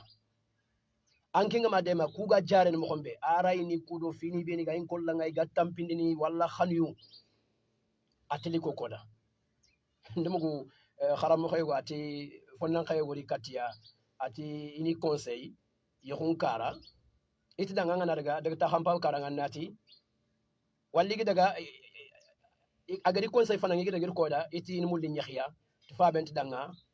an korti bimana ajo awarfina atata ngana daga ta tan hadan nanti dulle nyanan c'est ça misale nyan alle me ngana rikata gata dulle nyani yan man nyan hakilante anni gande amur nada idan yohuki Allah gado taga mo xombe hada bare me igo haju ya xare haju igo serengna kini sarahu agati iya khinia ona dema anyi igo gen bay xare gen bal tuwanon ti manken cara igo de anyi annan kawannan muran me kanan na dema ke suke fen hada bare men dunan de berinde nya adina de berinde sef america ona sakat wayr faran ko nanti be gena yahi ay ko dina ke taxandu filian sado filian and sada banen ken timmandi atan nan ko tan kan Allah sada bane ngay yow begam yahi xawulen man sada sum timme anda ay go ay xarew ya xaren ci len qadanga lay gusiren wori Allah kannana so be ngaye sara ko ngaye annan ñu ko xibaren ko ada nan sella gamul yaqe kem kebe xake xa xadi yogoni ro ni ko lang ki xare gari katin ke wo saka yogoni annam gandi ki xarim prampre ki xarim kundu khori lebu ante de khor kundante la marami aranyan lebu suntay ston go khalla Allah ma kindir finta Allah ma do go takro mi fina ambana dem yakhinu ambana dem yakhinu wa ganari katanga ambana telefonyan wala rasala khayanga nanti kekende annal lingi danga yakhu selanga na warangi yakhini ki kha hada bu refe umuna khadija radhiyallahu anha ayanda fare oga ko mo anda fare muru bimana afina nchawe ni ifin koy fare alayhi salatu wasalam agade fare ngori jikuni beni gaye sallallahu alaihi wasallam idan ke kundu ke khafati ogatini ke ya hare kenkenke asontoade walla ke hare kenke walla watte nyane de walla ke hare a ke kenka ke kha khoto burun koy may magarna ko yigundan walli gonda la siro e nyan a haqqe nyan khati iti andruwa angile dabatenga an murnuwa an kalle an murnuwa muruni mo be Allah ga makabamba idan se lagana ya hare ganari kattan ke mo an ganta imme walla akite gantandang am ko gantandang anna tayampi mahaya anna khufi akamma anna sutri anna ma hadaga wayba nan tan war katiyan tukundu katiyan tukundu ko an kay go ngana bodo ya hare bati gama kinanga an gamuli nan sutri wandi ma hantu khubure ko alag tan taqiyantay idan ke khafat jase ya hare danga ambana de mi khini ambana de mi khini agani yukhun qibaren proposanga musulma hunga ma haramu khana khanga ya maremme angla ga yakhini ayakhi saray go ke mokhbane alla nyugo nyagal alla nyakharu nyagal anna sigida kudo sangen na wasenyana ka onti mede man yokhuke oy kurno sangen ay nyana kanin nokho lomu sangana igu nyagal ba lomu sangana i yakharu nyagal ba mayu go daga garan nokho deberi kembere ka to na toy dokhono ana khotalliti famini ku filnaha ana khotalliti khabinen ku filnaha sakata go kha dan nam go aranti khinde wayra khawancha fe o kur kenke ma ke gol khore ganyano o khaytu i dome afogebe o i dome o kur no khonga nari ketay ganati khonna nyannam go ina ke khini data ngani min nande i khay khini ke kam khande i ke fata khawancha subhanallah khawancha khon man anken hadam ram yaken fata hadam memba hadam ram khawancha ya bane muslimin nyal muslimi khawancha wal mu'minun wal mu'minat ba'dhum awliya ba'd satu faran ke ako ad-din wal khuluq dina do salahu jikum posre angam ku kurosan nykhun no mare man kurosin igo ganang bay xare gena ba angam ku kurosan nykhun no man kurosin angam nykhun ta ke kamma ana ta khun man kamma billah alayk nganati muslimin nyane anganati muslimin nyana o mo yakhun ta khun de ke kamma ad-din wal khuluq kembiro khana duko o kun annabe umutonu nya o ande mulla o allah mulla tayib bil lisan on ko tinenu bana ba gol nyanki tenti nyanda batte gol lenti de berni iti digam parampre asuray kongo digan timmante asuray kongo digan kallamute asuray kongo yo o dangene may minna gol nyankite bana sulay khirente ngande mul ane ngalla mulla nkanna allahu bana sulay kongo igo gen ya gen yo man nen to khinketa golle ke noku o tongonit alquran o tongonit annabi o sakhay golle ke noku idan ala kul hal ono kilin to ke khaya maslan lumundo saranu nakha masarano do romun nakha ayugo an sarano ko wakite wari ganani oga khartata nyawut oga khota nyawut o yogo nonati ke marana ne dictateur nya bimana anti population trinkana khoran khayan ko ren trinkana ke yane nyano makarma ona ko president ku kamma akembana atelti aray ka wante mana ta anti population trinkana anti sere aray fam tay misala ngana nyinga ngana nyanka khoran khayan ka gum ku trinkana angalum mun trinkana anganya kun trinkana ba mantina ta aray intima khayere lemmendo aray gana tenganga amalla nyamri en choxi adema ke ngaray ga bakki ya xema ko kebe lemme do xan yu ngana tenganga amalla nyamri en choxi adema kun xan yu ga bakki ya xema ko kebe ke ngati ana nan lagay me andi dema anci gida sara ko siginda fo timmante khabire ke be ado aray bu katanga ado aray ri katanga kurande digamen tam khande aray tam khayirande nyanam ma banta nyanam papta kharta takiyanta idan son ngon kalle asal kharagana dunyanda nga kammu ayonki ke fonno ho jogi ngono tugunu ngono jogi ngono tugu ngono nga ayigun kamma yakharun kamma khotani idan anan tax masalen kammat akota nyogo ni kare go dem masala wonde berna kamma igo nyi khay mudini yakken kinyi duya sarano na tanti nyan ko wan khotani idan ku soga na tax masala ngin kamma agemme igo ngono ko ar wari yakken gamari anti gemme imma hada galla kota wallahi ke yakhare gamari kinen cegata yakhare kala tel Allah kota hawakili kuncuna nyangi de nan tan yakki ngara an charo non kara ngan muktani sorogo ay Allah daro anke lemme akam remmesu Allah ran kam man andan charano hanyani sorogo bimana oga kebe khili saram batte yo anya kengana nyino igame kam make ani topoto abu defel ayal aniyata ya hare mulin dagi kini sakata gemer daga sakata iga wuce be ta kuna falle ikanna onat ay max daga tangan kaluni sorogon wallan kam ma nyake wutu anga kinyana duya taga amani sorogon walla gam pa sorogon usukundu mareme oni do dina ke koy mestirin ciri idan maslange ona follaq muni odoro mun naha maslange ona follaq muni odo saranon naha ona nduwa medan khadi lemme duwa sarandanga alquran de ko ngoda ko saran kaga duwa ido mundanga alquran de ken ka ko ngoda rabbi habli min as-salihin fana allah ngan nin ku dibaksiru ke ko ngi alquran no allah ngan nin ku dhurriyatan tayyiba ke hakongi ربي هب لي من لدنك ذرية طيبة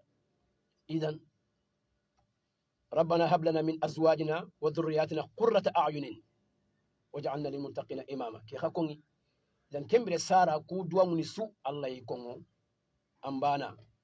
أمبيني يخيني أمبانا أني يخون نيانو خونغا أنغالا نياغانا الله غناني ديبا كوكينا غانا ينغا لخرمو إنانيا لنشرو بمانا الله دونين كما إيغا تونغنو أنكي تونغا ديماندي Allah dina ke siginde marande Allah dina ken ho andi suga to dina ken ho idan contact oga khilli jokkal lemmahu masalange khidi fete me sawara lemmahu ananya odoro mun naha ananya do sala non naha ken ngode man sirin ciri ken ngati lemme ngana ni tengen fosa batten do batti Allah dumi kamanda tulu karma khanu be gal lemne mahanna trinkani ko nganda muri foni be ni galem ma hanna tan kani ko nganda ambana gamuli nan chafri kat no kumbi ambana gamuli nan nyikhiya ambana gari go khanu ambana igo agari khari khanu atrin kani ko nganda anna afay misa selago konti karabi anna timmanti muslima hondo hon qarsa idan allah ganno sudema oy dongo do gida nyaxade ke dang siri allah ganna gollu ko rogo suda ke masalange ado kubeni sugu sabe ado kubeni garni allah dungen kamma Allah ganna osusu nafariya talla sirenga ada anemanga Allah ganno nya khalsano Allah danga subhanahu wa ta'ala Allah ganno nya oga mekhanut Allah wa abane koloti khasamare mi osundur khoto odo sarano nakhanga onan nya yommu kubeni lommu kubeni oga sirono oga sarano ogi dangono ogi dorono naam ona i haqqun kiniya i khano i haqqun kinoya kundunyani lemme ngakken kinai lemme kenara ngakken kinang wayri ita joppen saram pinaya bimana lemne ke gana nyifinirin bal ariyay makane muslima ngada yokhun nta khunde ta khadu beni kamma murunde ngati anga yakhare be yakhini muslima khum kamma ad-din wal khuluq deb ganka ko fe fine fe khure fe jammu fe fotan su fe ad-din wal khuluq muslima khum kende ke yakode dina ado sarahu jikku ya igo ke ga kannalla yakhare nga kannalla igo ngana yagan kan Allah khari sugana ni jamu banenya ya khari ngana yagan kan Allah khari sugana jam bane banen ken Allah kom sirenya bare mi kufet mi khawanchani ha muslima khu Allah akbar al wala bid-din wal mu'minun wal mu'minat ba'dhum awliya ba'd innamal mu'minuna ikhwa farento dan khadi kun ayunya farento dan khadi tenga al muslim akhul muslim kenya ga harami muslimi gomma hanna kafiri ya khari nyaxi agama tungonditi Allah anani ahlu kitabi yafe te boga na rek sasa ando kencere sunu khabila bane nyano ko ando kencere sunu jamu bane nyimmea ha kem tungondit Allah law am tungondit annabi nyimme so am tungondit kitabe so ya xare nyan anake nyaxinya ay ando wali idan ad-din wal khuluq kiyan qorondur khoto Allah ganna jomondo khirinya ostuda Allah ganna kiselo tanga nyoda Allah ganna leger sunu nyoda nga Allah ganna nya sikkano tutongu kitano tutongu safano tutongu fankano tongu ndanga nani kunga sere gajange fe sere bononde fe sere bet burunde fe Allah tongu nan kongi alqiyam ko tay tallantirindia a golli alqiyam ko tay tallantirindia idan nawt fina odo yonkini naha nawt odo korun naha onoro mun tarinka ono sara non tarinka odi susunan tongo dina kenoho fu begam harami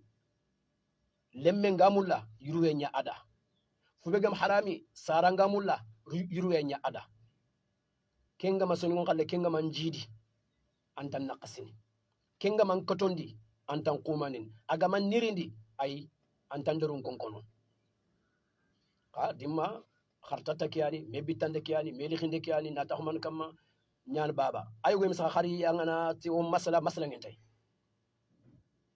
ntaren kinna ke ko ngandanga antikille kinnan ntaren kindi wor kunduwa antikille kinnan angar fam mo xombe kunnumpe antikille kinnan subhanallah allah akbar kembre ko kunyogoni khana gir khadi onat ke jamane president fulane asemben tamberenia dictateur ñani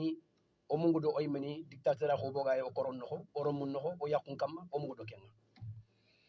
اللهم فقهنا في الدين وعلمنا التأويل اللهم أرنا الحق حقا وارزقنا اتباعه اللهم ربنا آتنا في الدنيا حسنة وفي الآخرة حسنة وقنا عذاب النار اللهم أحبنا يا رب العالمين اللهم أحبنا يا رب العالمين وأحب من أحبنا فيك وأحببناه فيك يا أرحم الراحمين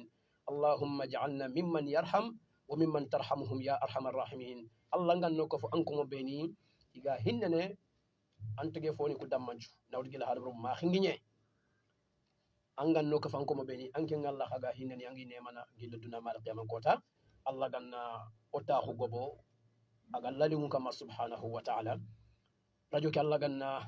adene kane jumun kama khairin kama o yido nga sababu ndanon ci sudanga ya agonni nga nan ci sudanga ya ser suki tenga golle ke nan daga war mate sunku ko wutune nyimme o ya summa mana o ya sunna warni idan Allah ganna asu baraje nya o danga te aljanna ya qiyamah kota nga gila ñaxare o yanko ñini tatan khadi gil france ko tianga ndoko rek dammanju xarsa o gar ko mo xombeta wi ngolle ñani nat xoga birene o nan ciro kat sarana ku akille ñugane ke so ni gon qalle fanko ngana ko tondi khadi nanti nde debel tabane anti wasene to don kulla ko ñana o dan ciudanga ndat xoga birene o nan ciro sarana ku dangata ko iha o tugun nu ngay gani siron o danga imeti ir ñongo danga daru ina akutulenki wallir ñongo danga yerunga ina akutulenki bal idume gastironi kebe fatima fatienga jofene idan o khana nya o gastironi falle idanga wono beti nde ber khadi ona dua idanga sallu kuno khonga ku gollu khameni khadi oni ko bondi inshallah tabaraka wa taala akhini ona sig khadanga yereya kharsa ibe gana yamulla jumari ina araga wala kenyim kalo gar ko mo khombeta angana masala ngen laga modanga masala oga adber ni dimma be do waxtimbe inshallah tabaraka wa taala o itringana suma mana o yasuna warni idan lomundo sarano na khanyani masalange contact jokalle maxu fwani agantu noqsu mareme otinata ay khofini lanta silon nonga khutuni nyanyan nonga mabe nyanyan nonga tugundu nyanyan nonga igatel kat tugunta nyan kat kane sondo men nyani wer sondo me kan hada men kitte kharanga tan tigniya mo koy goy kilun ka hada do fakile nga tella magar fini ko tam fakile ndoxonga allah ganna o kiske nga ya wer lemme ñu gana daga gatini vraiment ay ke sara ke ko oger ko fanake sara ñu koy satana lemme ko tana nem silemme ke kitande lemme ke ga tampindu beni khotani beni fitnani beni mana lemme ke gam silo abada butim biya ga tampina ga fitnan filigra arona simme nant mane nant harke gam mahari ayu khala nyana lemme ka kara ke lemme do aray sugana tengan kangana nyam harami am kebi annati mbara anda dalatin man vraiment ke ike khasara ke khari gam ñu ngada ngarambe andori Allah gan nokisi idan kembere horondur khota mabe yukudo khutunu ku fini beni giritini odo men xanga ko foke ona awara alle men do aray ganari katanga bismillah soya danga munya danga an bala ko ngadanga sananta ay ko ankenke son gon kalantini idi ko ngandanga abisa nenen abuti killego antin ko kenkille agara ngode an xaga buti kenkilla ko aga murini yokhunde bel muhammad anata pourtant ka nganyan dimma kede ko tari lokatan kismay kundua allahu akbar lokatan kismay kundua ngari yahari be wora gal lingi daga ngara fin ko kism dangay non don no nyana hoskille ngunin kan idan lemmeke ke kundua chana takhay nyaron khan ana talla melindanga ana talla ndungandanga wa hakada khawrum mu ngido fufu ganari kato ambana yahare ambana igo sakay haruku kun so ni ngalle iti galle nokde be waqanyana tununya idan akhini onasi khadanga yere inshallah لعل خنا واسلات الخبار نقول له تبكر ان شاء الله الله غنا دانغي كي لكن وندي اذا ويا سما من ويا سنا وارني مثلا نيانتا ان شاء الله تبارك وتعالى نحقلون تنتوندي نحقل كرومي سودما سالو كالنغاري نويا انا مي ما بانسو سفان كفال ماندا جومون كما خيرين كما الله دنيا كما kenyan kata otapa kenyan kata okapa Allah ganna no da wona tsada ngo ita khatan insha Allah agana kito do juman na khanyime orinia ibegana wala nga masalan kala berni anno gangu assalamu alaikum wa rahmatullahi wa barakatuh